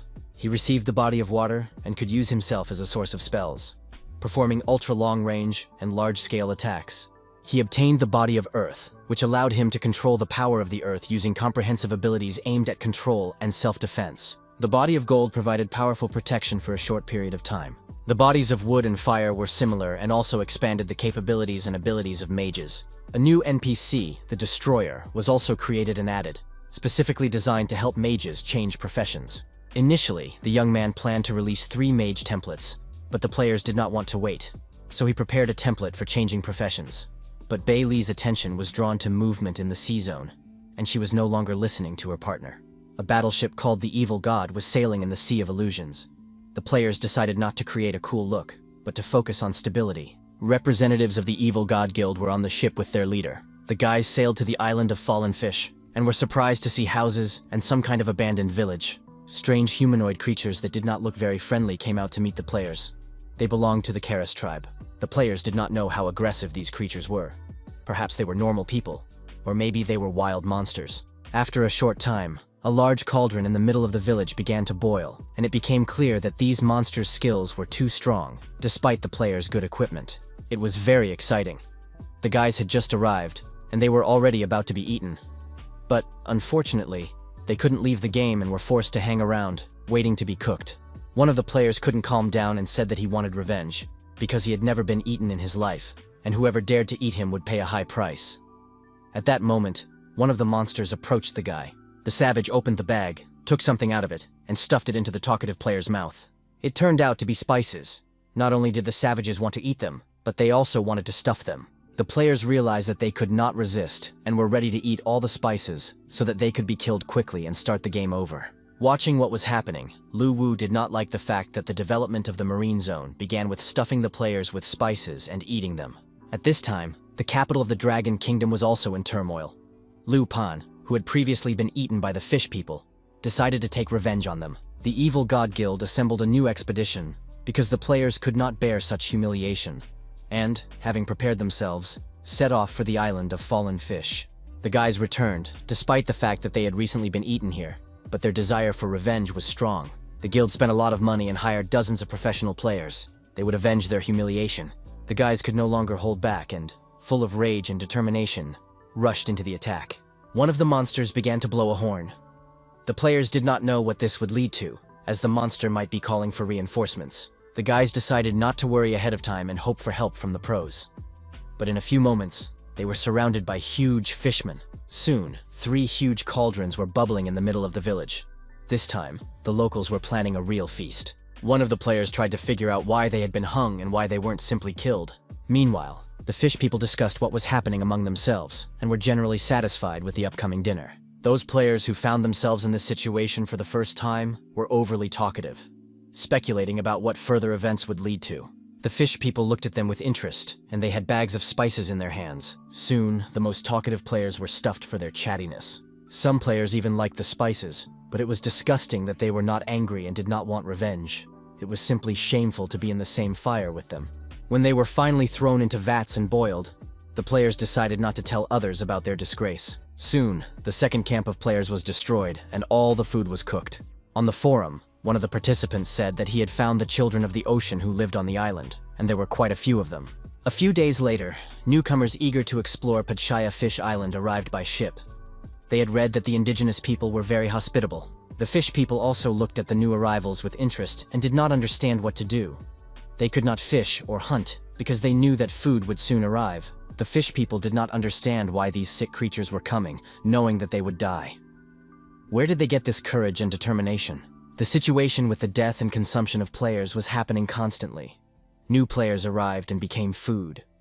All because the evil god guild did not tell the truth. Lu Wu believed that soon the players would not be able to hold back and would tell everyone what was happening. Although the guy understood that most likely it would be the fish people who would not be able to hold back and would tell the whole underground world the truth. In the underwater world of the Illusory Sea, a representative of the Crucian carp tribe came to Poseidon. He complained that creatures came to the island of fallen fish every day to die. The poor fish people could no longer tolerate it. Poseidon said that this was excellent, because now the Crucian carp tribe would be able to raise their children normally and not worry about hunger. But the problem was that after the people were boiled, they turned into mist and disappeared, and the poor fish people had nothing to eat. Poseidon sent a big hammer to lead the group of fish people, protect the Crucian carp tribe, and learn the story of the creatures who came on ships. A few days later, the developers decided to go to Fishfall Island to watch the show. Everything on the island was as usual. Players arrived on ships, despite the huge number of those who had been deceived and eaten. The sea monsters could no longer tolerate this influx of players. They kept coming back again and again, and something had to be done. The hammerhead shark had not slept for several days, dealing with these creatures. King Poseidon sent help, but even with assistance, it was impossible to deal with these weaklings on their own. There were too many players, and they simply outnumbered them. The big hammer was initially delighted when Poseidon sent him to guard the area, because the Crucian carp tribe was responsible for food and drink. But gradually, the big hammer realized that things were not so simple. These weak creatures did not even allow him to sleep or rest, because they behaved in a completely chaotic manner. It was an army of suicides. They came to die, smiling and waving their hands. Another group of players sailed to the island on ships, with some of them having no idea what awaited them. The poor sea monsters looked in horror at the approaching flotilla. They did not know what to do or where to hide. As the sea monster troops grew, so did the suicide army. It was some kind of mockery, but the sea monsters had no choice, and after complaining to each other about their unfortunate fate, they set out to destroy these suicidal creatures. The hammer sailed up to one of the ships and easily smashed it. He could no longer tolerate their return and wanted to bury all creatures in the sea. The players were optimistic and were going to fight the sea monsters and explore the island. To protect their ship, they used the ghost ship function and sailed safely onward. After that, the players managed to defeat the hammerhead shark, and they all received a promotion. After that, the guy was sent to destroy the Sea King's troops. The developers not only opened up the sea zone, but also made it so that players can now earn extra income by repairing damaged ships. Lu Wu and Bei Li were pleased with their little tricks, which allowed them to increase their capital. And as if by accident, posted a new message on the forum. In the Iron Hammer Hall, the soul bead of the Great Hammer went out, and it was dead. The commander of the Sea King's army, Iron Hammer, had lost his son and was very angry. The old turtle offered his condolences, but this only made Iron Hammer even angrier, for he had lost his only son. The turtle begged Iron Hammer not to take his son on the campaign and to let him live. Returning home from work at night, the turtle immediately met with his son. He said he had good news and bad news. The good news was that the turtle's son had been given the title of Commander-in-Chief. The bad news was that the turtle's son would now go to the island of Fallen Fish to the Crucian Carp tribe. There was something new on Fishfall Island, because the fish people were tied up and being prepared to be cooked. The players couldn't find the spices and demanded that the monster reveal where they were hidden. The players from the ghost ship seized supplies from the island, which was excellent news because they had provisions and could explore other islands. But soon, new events were about to unfold. The players' wave of revenge for being humiliatingly cooked for dinner attracted the army of the Sea King. The size of the sea monsters was staggering even to the program developers. Perhaps it was time to worry about the players' fleet. Suddenly, a storm broke out at sea, and huge waves, taller than the ship, rose from the sea. The players realized that a battle was inevitable and prepared for combat. At that moment, huge sea monsters appeared from the waves, and Iron Hammer ordered his subordinates to destroy the creatures and avenge his son. The players sensed a great battle between the armies, but did not think it would happen so soon. Monsters were coming from all sides. At first, everything went very well for the army of sea monsters, because their opponents were poor swimmers and crashed together with their ships. Players who fell into the water after their ships were destroyed became easy targets for the Sea King's army. It was suggested to attack the elite monster to ease the situation for their comrades. Commander Ironhammer saw the ship that crashed into his son and destroyed it. Therefore, Ironhammer decided to take revenge with his own hands. The monster rushed into the attack because he was not going to stop until he destroyed this ghost ship. He fought for his life, striking the ghost ship, but it did not break. The players on the ship were slightly shocked by what was happening. They understood that the commander-in-chief of the sea monster army was trying to destroy them. Ironhammer continued to pound the ship, entering into a kind of frenzy, and soon a small crack appeared. The dragon ship's shield was broken, and the players decided to jump into the water to stop Ironhammer, just to prevent him from destroying the ship. A battle began between the player and Ironhammer, who was strong and also had spiked armor. The guild leader used the rune of power and still could not defeat the monster. It became clear that it was not necessary to have techniques against a powerful opponent. They did not work. Ironhammer crushed his opponent left and right, and was finally able to deliver the decisive blows. Other players were also unable to oppose the sea monsters when they found themselves face to face with them. The players realized that they needed to retreat, and some of the ships managed to turn around and flee. After the battle and using the rune of power, Ironhammer began to recover, but he still felt dizzy. Bai Li was upset that the players had fled and lost. She wanted them to continue playing, and considered it necessary to introduce rewards for exploring the sea territory. Then she saw some of the players setting up a long fishing line to catch a huge fish, and Bai Li guessed that Poseidon was the main target from the beginning. Lu Wu was happy because their army was conquering not only the land, but also the sea. Sure enough, after a few days, the players realized the gap between the strength of the players at sea and the army of the Sea King. They began to strengthen their ships, but most players did not have the money for reinforcements, so they went to the northern region to cut down tree demons. A phone call interrupted the conversation, and the young man answered. It was a caller named Manman, who suggested going out and having fun. The beautiful girl said that she rarely came to the city and had just gotten off the plane. Lu Wu agreed to meet her and spend time together, which seemed very suspicious to Bai Li. She made a jealous scene and demanded to know who Manman was. Lu Wu said that he was a childhood friend. They lived next door to each other, and their families were friends. Manman later moved to another city, and now she had simply suggested meeting up. The young man did not want to take Bai Li with him, even though she promised to protect him. The girl made a banal scene of jealousy, and now had no intention of letting Lu Wu go. The guy barely managed to escape from the house. On top of that, Bai Li overheard Manman calling him Daddy Dog. It was an old story from childhood. It happened back in kindergarten when the teacher wanted to keep the boys and girls from getting too close. She forbade them from kissing because it could lead to pregnancy. But the little boy remembered that he had kissed a dog, which soon gave birth to puppies, and the child suffered psychological trauma because he became a doggy daddy. The young man arrived at the meeting place where he was supposed to meet Manman. She was happy to greet him. He also noted how she had grown up and become even more beautiful, although her personality remained unpleasant. A work call interrupted their conversation. Manman confirmed that she wanted to collaborate on broadcasting the gaming event. The girl was talking to her uncle, Wugoi, who had been friends with her father for a long time, and was now going to discuss business directly. Manman was surprised that the gaming company was not thinking about profit. Perhaps they were very rich, or it was some kind of powerful corporation, and cooperation did not fit in with their development philosophy. Wugoi also couldn't understand what the developers were thinking, but if Manman wanted to obtain the rights to broadcast live, she would have to offer a huge sum of money. Her uncle promised to help her contact the game's producers, but he wasn't sure if the meeting would take place. That was the end of the business conversation. The girl apologized to her friend for being distracted by an important call, but now she was ready to spend time with him. She suggested they go for a walk together because she hadn't been in the city for a long time. Besides, she was hungry, and they still had the whole evening ahead of them. Late at night, Lu Wu returned to the apartment, where he was met by an angry Bei Li. She, of course, knew that in the spring, some animals change their habits depending on the mating season. Their argument was interrupted by a call from the president of the Wu platform, who invited the young man to a meeting at his office the next day on a very important matter. The young man tried to get out of the meeting, saying he was busy, but the president insisted, saying they needed to discuss the live broadcast of gaming tournaments. The young man remembered that the platform did not broadcast tournaments live. Wugoi confirmed that it was a cool corporation that had approached him with the aim of establishing ties with the developers of the game, War in the Network. The young man was very pleased, because he knew that the corporation that wanted to meet with him was really strong in its field. Lu Wu confirmed that he would attend the meeting and made a reservation at a restaurant in advance. The next day, a big feast was to take place, and little Bei Li was looking forward to eating her fill. But it all started with an unexpected meeting when all the participants got to know each other. Manman was the representative of the corporation, and Papa Dog was responsible for the game War on the Net. Bei Li was ready to kill her comrade when she heard that he had a child. A real mess ensued because the young man introduced Bei Li as his friend, but the president of the platform, Wugoi, remembered that she was his sister.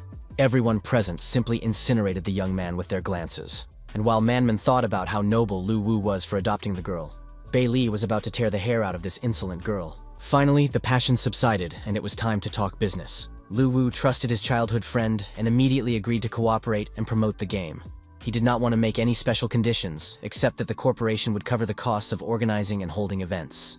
Wugoi didn't understand what was going on, but he realized that he just needed to quietly make money and prepare, because he had heard insider information. He wasn't as interested in this as he used to be. In the illusory sea area was the island of buzzing insects. Players had already tried to get there 3 times, but so far without success. They wanted to steal the child of the sea, but the wolf guards changed every few hours, and the chances of a favorable outcome were very low. The players took advantage of a 2-minute break in the guarding of the mysterious fruit, which gave the blessing of the sea god and endowed the player with a random talent. This proved to be enough, and the player Lu Chai received an epic treasure.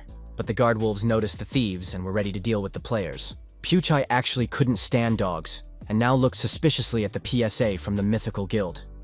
He was tolerated for his group healing skills, but the player accidentally stepped on his paw. The dog's barking attracted the guards, and now the players had to make a quick getaway.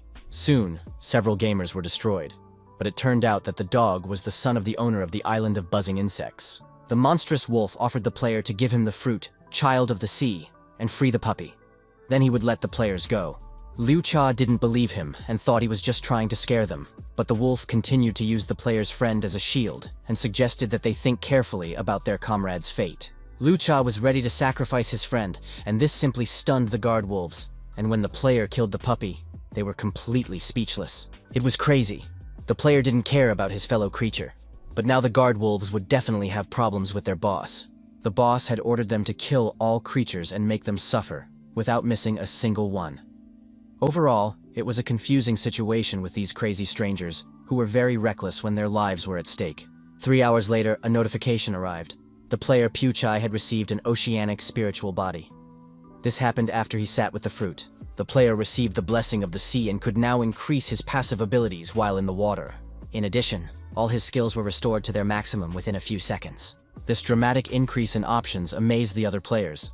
After all, they only had 1 or 2 abilities, whereas here we were talking about the ocean spirit completely restoring the player. Soon, one of the players brought the boss a new item found on the island. It turned out to be rice shoots, a unique spiritual material that grew and could be used for alchemy or crafting. This unique item was the most valuable thing the players could find at this level. It seemed that sea monsters were very skilled in the spiritual realm. Lu Wu didn't understand why the girl demanded that this unique item be made. In addition, he had to spend a huge amount of soul coins to create it. Bai Li said that if he wanted to become as great as Prince Bai Qi, he needed to start building his strong form from the very beginning. Of course, this material was weak, but gradually it would accumulate strength and become highly valuable. The young man still did not understand what ability he should train.